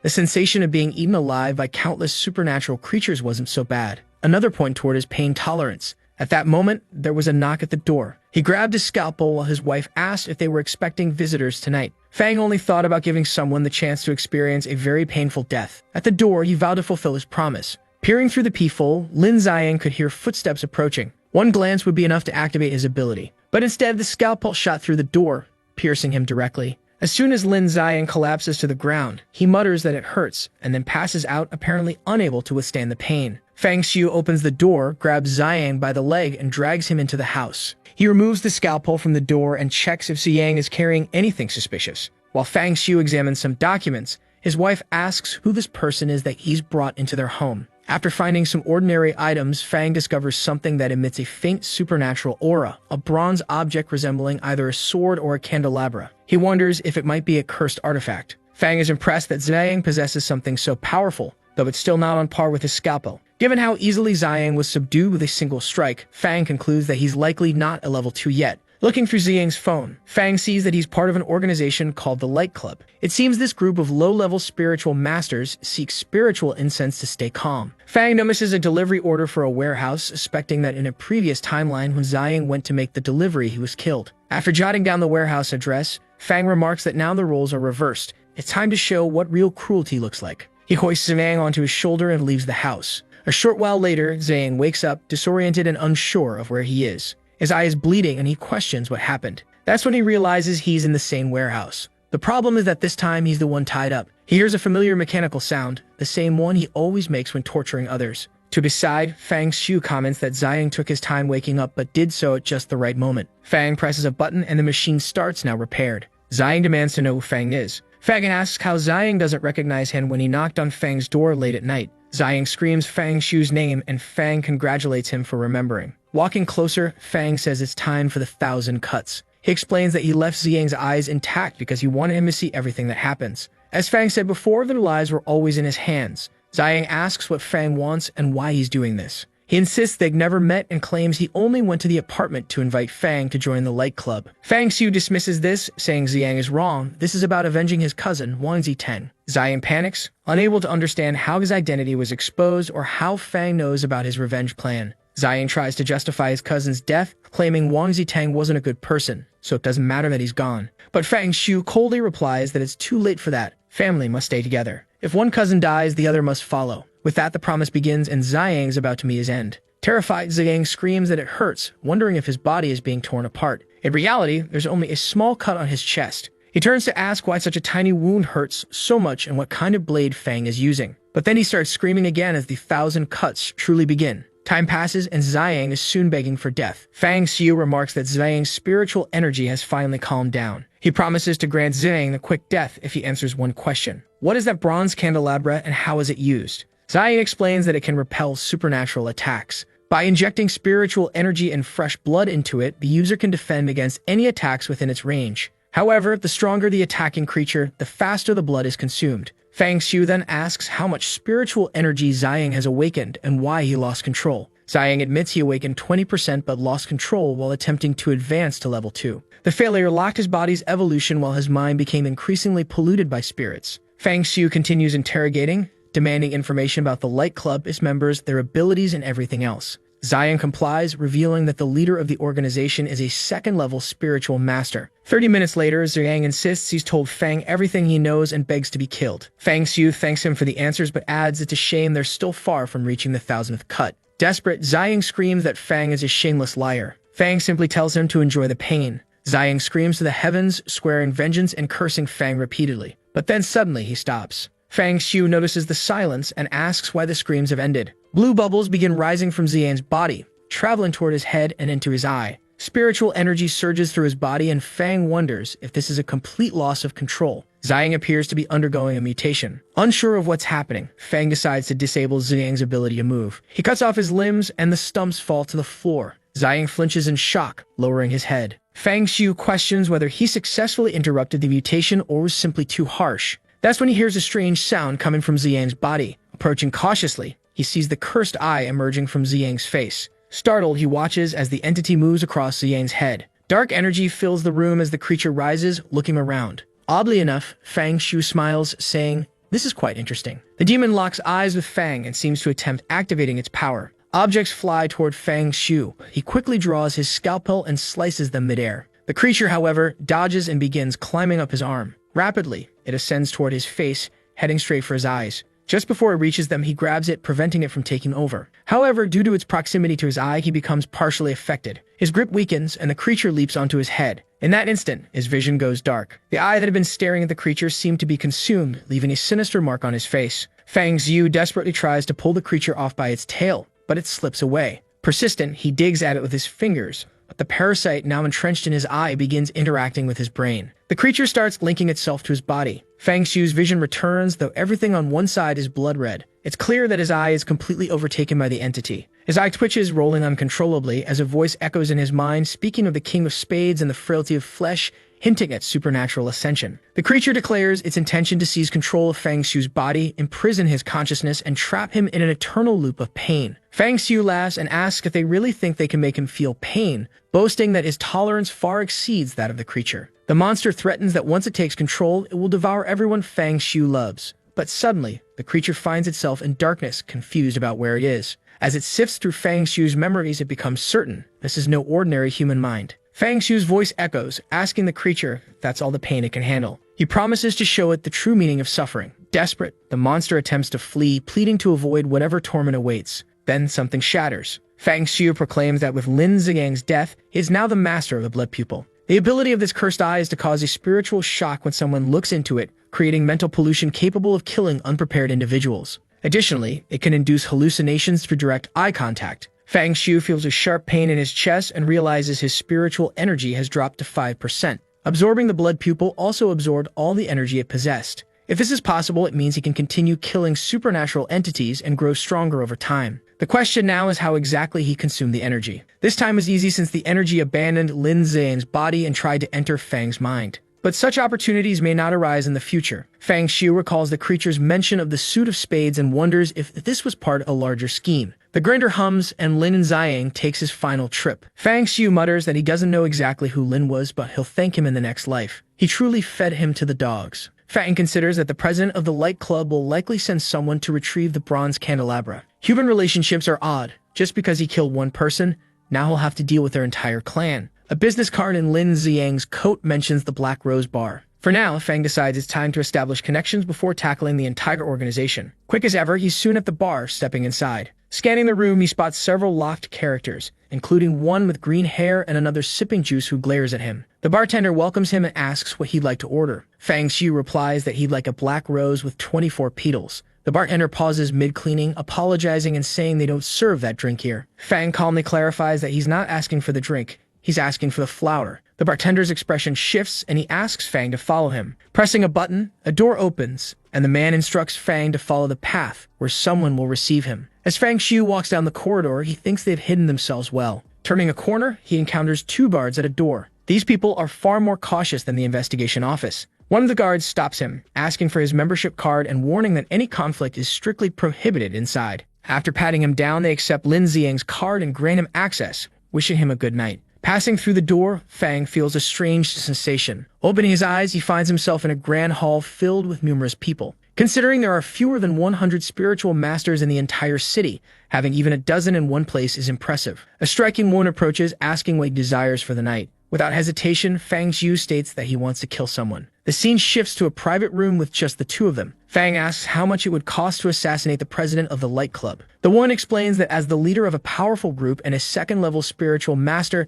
significant resources would be required. Fang presses for a price and she reveals that for someone of that level, they don't accept money, only spiritual coins or high-value spiritual materials. She estimates the cost at a minimum of 5,000 coins. Fang begins questioning her about various members of the Light Club. Tan Guanyuan would cost 1,000 spiritual coins, while Lai Zhuwei would only cost 200. Confused, Fang Xiu asked why it was so cheap to kill Lai Zhuwei. The woman said that information on such matters also came at a cost. Fang slammed his hand on the table, demanding she explain immediately. Apparently, in slamming the table, he had inadvertently placed some coins on it. She sighed and said fine. The reason Zhuwei was so cheap to kill was because his abilities were limited to perception and his combat power was low. However, the reason information about him was so expensive was that he was the president's cousin. Fang was astonished by how often cousins seemed to pop up. The woman asked if he was planning to cancel the order or actually proceed. Fang replied that he loved starting with the cousins and asked when the operation would begin and what would happen if they failed. She explained that the operation would begin in a week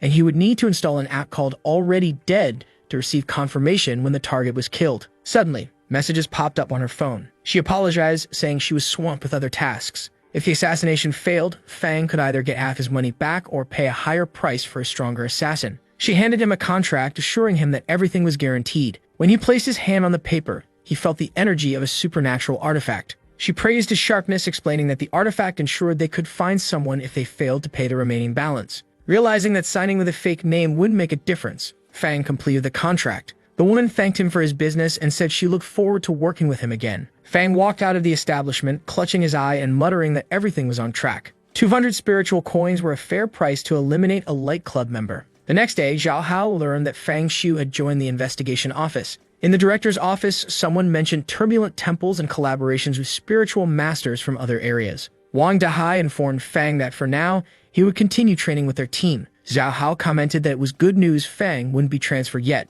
Yang chimed in, saying they were brothers at heart and that Fang should message him if he ever needed anything. The director then turned to Yang, asking about the investigation into the Ace of Spades and Bai Key's condition. Yang explained that the Ace of Spades organization was part of a massive group known as the Poker Club. He added that Bai Key was mentally recovering but still couldn't move properly. The director thanked him and instructed both boys to complete their beginner training before officially starting work. Zhao Hao happily agreed. Meanwhile, Fang Xiu was impressed by the scale of the organization. Theoretical training began with a woman teaching proper methods of approach. Zhao Hao, however, had a glazed-over expression, clearly distracted. Later, during practical training, Zhao Hao stood with a fruit on his head, begging for mercy. Fang Xiu, wielding his stick, expertly shattered the fruit. A week passed, and Fang completed his firearms training. Bored by the lack of supernatural entities, he checked his phone to see if the assassination request had been fulfilled. The app notified him that the order was complete, and he opened it for details. The scene shifted to a building in the middle of the city. Around a table, someone mentioned Lin Xiang's name and the bronze candelabra. They also brought up Zhuwei, slamming a glass on the floor in frustration, demanding to know who was targeting them. It was clear that the Light Club was under attack. Woman approached, asking the angry young mastermaid to calm down. Sitting on his lap, she reassured him that he shouldn't stress so much. Masterma took a sip of wine but paused, detecting a peculiar smell. The woman made a hand gesture indicating she had been working. Realizing what she meant, he angrily asked how she dared touch him with a mouth that had just worked so much. She laughed, telling him not to be angry, insisting she only played with others but kept him in her heart. Clearly, Master Meo was the cuckold of the association. The woman promised to solve all of his problems within a week. The scene shifted to the hospital where Bai Qi was recovering. He mentioned regaining most of his mobility but still being unfit for combat. On a video call with the director, Bai Qi was told to rest, with his missions assigned to another group in the meantime. The group's objective was to eliminate the hospital's supernatural creatures. Yang recommended that Fang Xiu join the mission, given his prior experience there. The director disagreed, stating that Fang's power was too important to risk on a Rank C mission. Yang countered, claiming there wasn't much difference between Rank C and Rank E missions.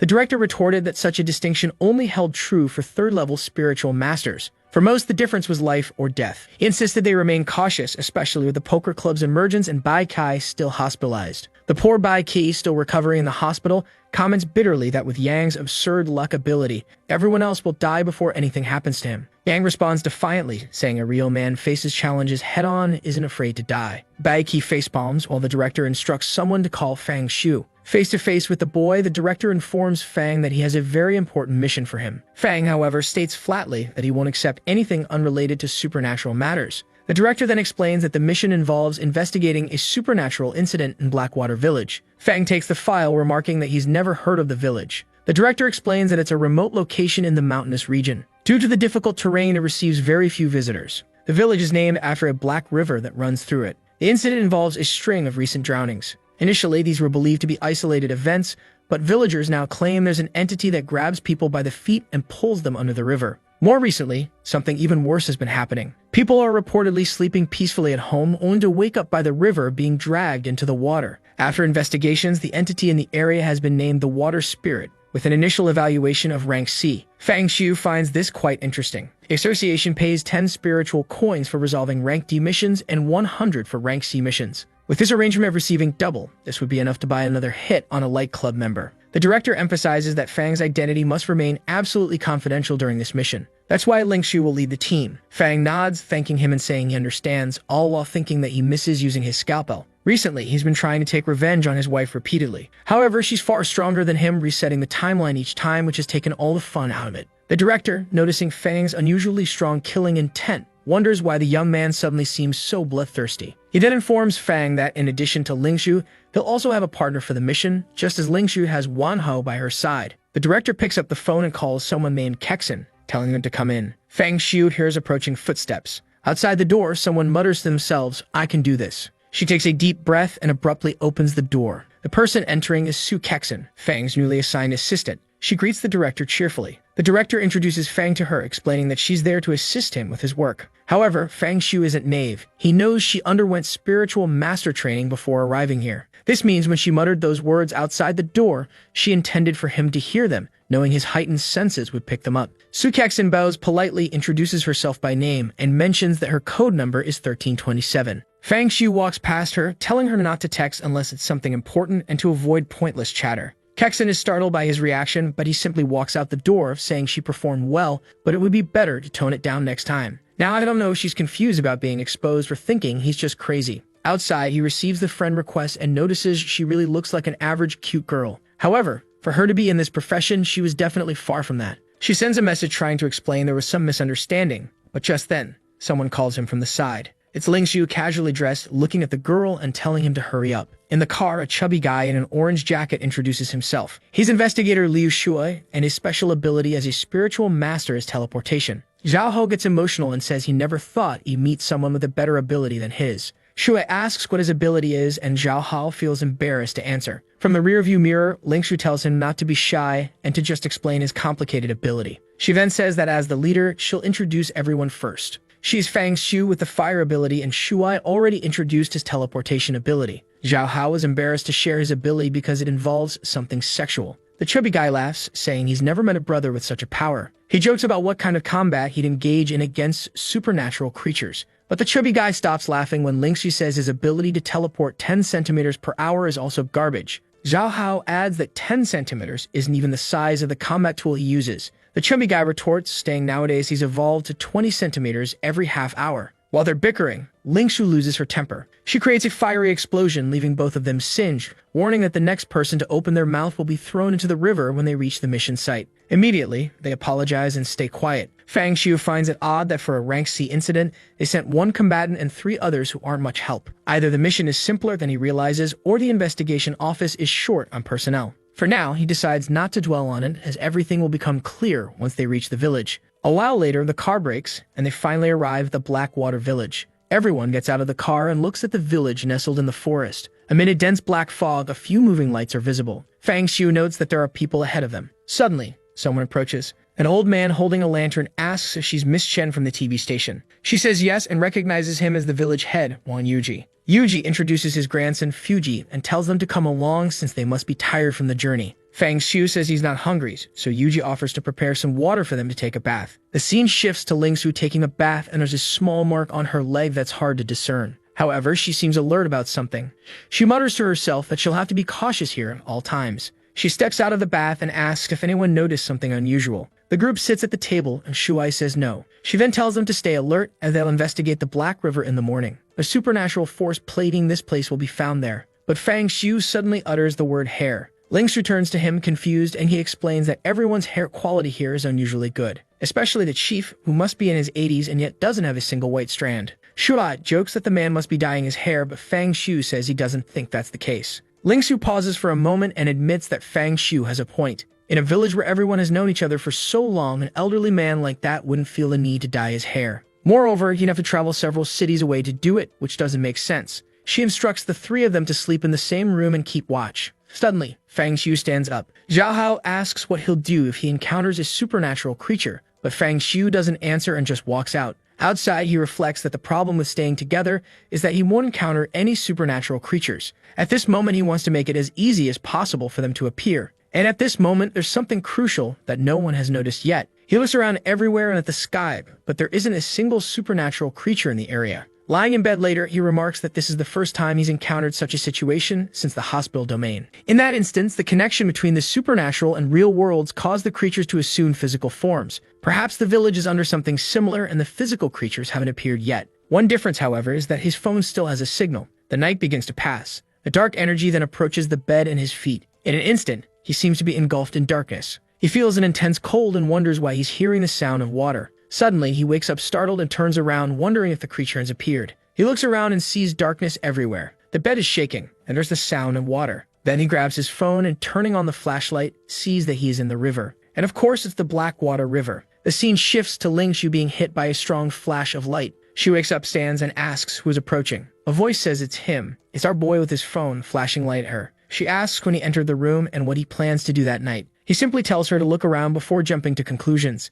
Everyone's beds are in the river, and they're still sleeping peacefully. She asks where they are and what happened. At that moment, Zhao Hao wakes up, wanting to know what's going on. Suddenly, someone grabs him from the side. It's Shuai, terrified, asking why they ended up in the river. Zhao Hao just yells for someone to get the crazy chubby guy off his neck. Fang Xiu explains that this is the supernatural river where the incidents are happening. Strangely, they are being drawn toward the center at that moment. The two cling to each other, saying there's a cyclone in the middle of the lake, pulling everyone in. Seeing their reaction, Ling Su facepalms. She orders them to stop talking nonsense and use their hands to paddle away from the center. However, Fang Xiu knows this isn't normal. A creature capable of teleporting so many people into the river wouldn't let them escape so easily. Shuai tries to paddle, but soon realizes something is off. He says it's not working. No matter how hard he tries, they're not moving. Zhao Hao suggests swimming, but Ling Shu warns that the river is the creature's zone of control. That's the one thing they absolutely shouldn't do. Moreover, as the team's best fighter, her fire ability is useless against a water-based enemy. This means at best she can only defend herself right now.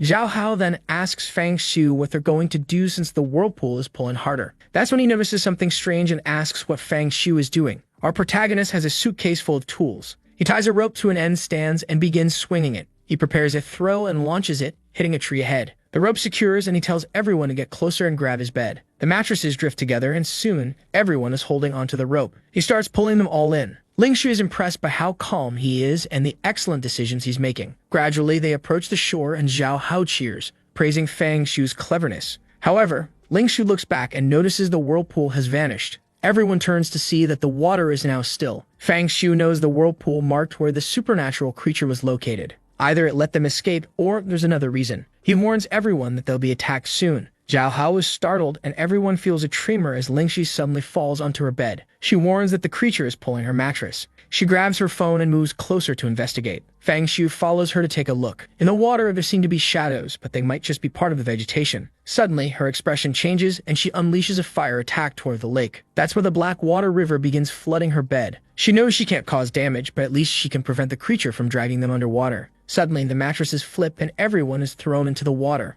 Shuai clings to Zhao Hao, both terrified, saying they're being pulled. But Fang Xiu swiftly delivers a blow to Shuai's neck. Shuai passes out, and Zhao Hao even thanks him. A while later, Shuai is tied to the rope while everyone pulls themselves out of the lake. Zhao Hao wonders if they're even heading to the shore, while Fang Xiu ponders why they weren't attacked despite falling into the water. Suddenly, Fang Xiu pauses and looks back. Ling Xu seems healthier and more radiant by the day. "Whoa, buddy, even she notices your stares. Take it easy." She awkwardly asks what everyone is looking at. Fang Xiu simply tells her to ignite the fire already. The water creature is afraid of her power, so she needs to burn through all her energy to force it to appear. Confused, she asks what they'll do once her energy runs out and the creature shows up, considering no one has combat abilities. He reassures her not to worry. He has a way to handle it. Still unsure, she activates her power. Zhao Hao cheers, joking that now the water feels like a hot spring. After some time, she says she can't continue, having exhausted her spiritual energy. Fang Xiu knows the time has come. He hears noises behind him. Zhao Hao alerts them that something supernatural is in the lake this time. Fang Xiu looks and sees several green strands approaching. The strange energy is also surrounding Ling Xiu, who asks what they're going to do. The protagonist smiles, seemingly pleased. Suddenly, he dives into the lake, activates his vision ability, and begins swimming. He soon discovers that what's pulling everyone is hair. Apparently, this matches what he noticed about the villagers. Suddenly, the strands begin wrapping around his arms and body. However, with a simple strike from his hand, the creature disperses.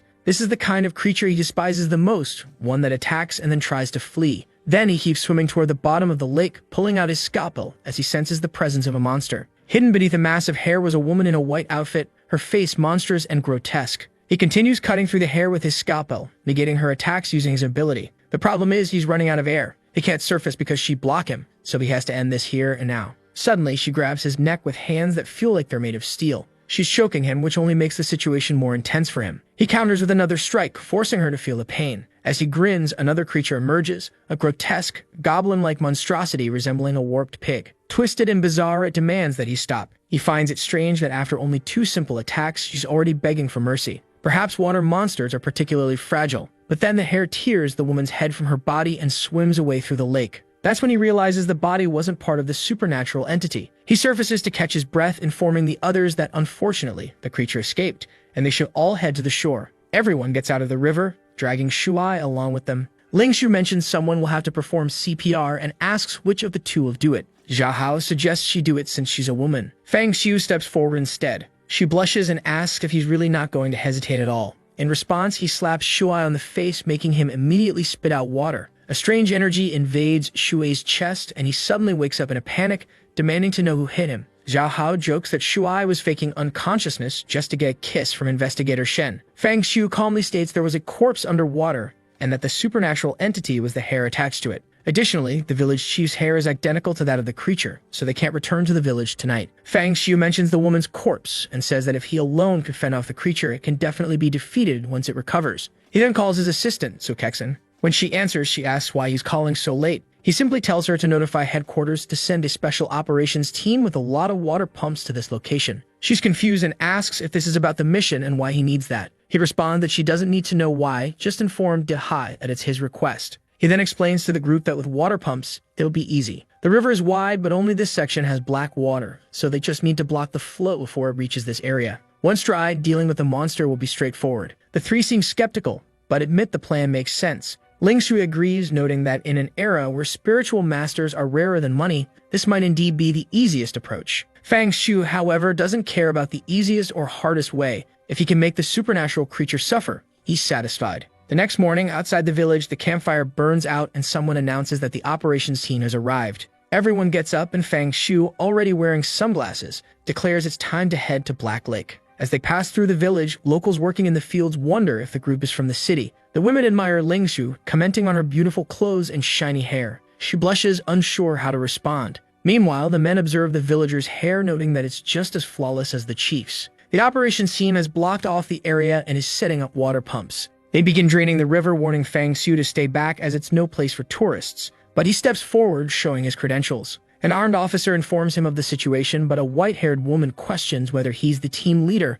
and what he's doing to the river. Ignoring her, he steps past the barricade and orders the others to clear out. The two are escorted away by someone explaining they're just tourists trying to enjoy Black River. Fang Shu ignores the comments, asking if everything is ready. The officer confirms and he orders them to begin draining the river. The water pumps quickly dry out the river, and Fang Xiu marvels at their efficiency. He muses that if conventional weapons weren't so useless against supernatural creatures, spiritual masters wouldn't even be necessary. 3 hours later, the river is dry. Amid the mud, the creature he killed the night before is visible. Now it's clear why Fang Xiu is wearing sunglasses. He can use his vision ability without anyone noticing. In the dirt, he spots a strange black creature with red markings. He orders Ling Su to unleash her flames and attack the remaining puddle of water. He suspects he's witnessing a future event and immediately gives the command. The flames hit the puddle directly, and after writhing in agony, something rises into the sky. Everyone gasps as the entity appears, spreading across the area. Ling Su vows revenge for the freezing night in the water. But suddenly, Fang Xiu hears a clicking sound. It's the sound of a weapon being cocked. He turns to see a trembling soldier pointing a gun at him. Zhao Hao demands to know what they're doing, reminding them that everyone here is on the same side. Then Ling Su rushes forward,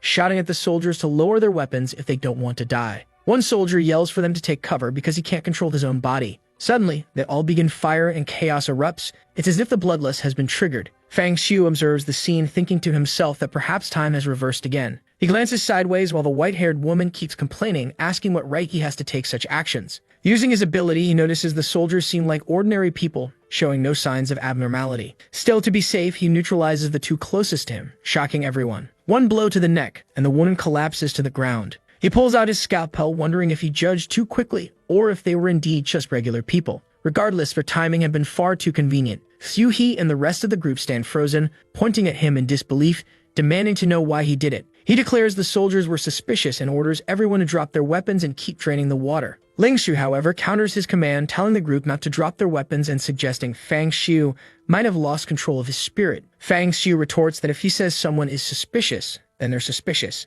Zhao Hao notices his sharp demeanor and suspects he has uncovered something. The soldiers, hesitant, comment that if Shen Lingshu is present, it might be safe to follow orders. Once more, Fang Xiu orders Lingsu to attack the puddle of water. Lingshu unleashes a fire strike, revealing the creature again, this time with a corpse attached to its head. Enraged, Lingshu charges up a massive fire attack and hurls it at the monster. Smoke rises, and someone exclaims that the entity has been destroyed. But the soldiers suddenly move to attack, claiming they've lost control of their bodies. Fang Xiu realizes that either the entity wasn't truly destroyed or its curse wasn't lifted with its death. Without hesitation, Fang Xiu neutralizes the entire squad. The group collapses, pleading for him to stop. But he didn't actually kill anyone. He only immobilized them and ordered their arrest. With the help of his team, everyone is soon tied up. Shuai thanks Fang Xiu, saying it's thanks to him they weren't riddled with bullets. Fang Xiu, already on his phone, requests an examination of everyone involved in the operation. He speculates whether the special ops team was being controlled by an entity other than the one they were hunting. He then declares it's time to return to Blackwater Village. Back at the village, everyone is there with their unnaturally beautiful hair. Someone remarks that they should return to normal after the entity's death. Zhao Hao adds that the more he looks at the villagers, the more unsettled he feels. Someone mentions the best way to handle an entity is to eliminate everything until normalcy returns. Of course, it's Fang Xiu who says this, approaching a car while remarking that his hair is better maintained than most youths. He asks the village chief how he keeps it so pristine. The chief laughs, saying he loves telling jokes and that his hair has been white for over a decade. Fang Xiu smiles, confirming the presence of a supernatural entity. With a swift move of his scalpel, the chief drops dead. Ling Shu starts to protest but notices something strange. The chief's head is held to his body by strands of hair. Everyone is stunned, realizing the village chief had been possessed. The chief's body begins to levitate. Footsteps echo nearby as all the villagers advance toward them. Ling Shu declares that everyone in the village is a slave to the entity. With so many creatures present, this is no longer a C+ task. It's at least rank B. As they flee, Fang Xiu understands why he couldn't see any supernatural creatures in the village. It's because everyone in the village had already been consumed. Ling Shu notes Fang Xiu's scalpel as a spiritual weapon and says she'll clear a path for him to finish the entity off. The battle begins with Fang Xiu cutting through the onslaught. However, Shuai is soon overtaken, hair entering his mouth, nose, and eyes. Ling Shu, drained of energy, succumbs next. Zhao Hao is absorbed, leaving Fang Xiu as the last one standing. He still has a few tricks up his sleeve, but doesn't want to use them until he knows who's behind all this.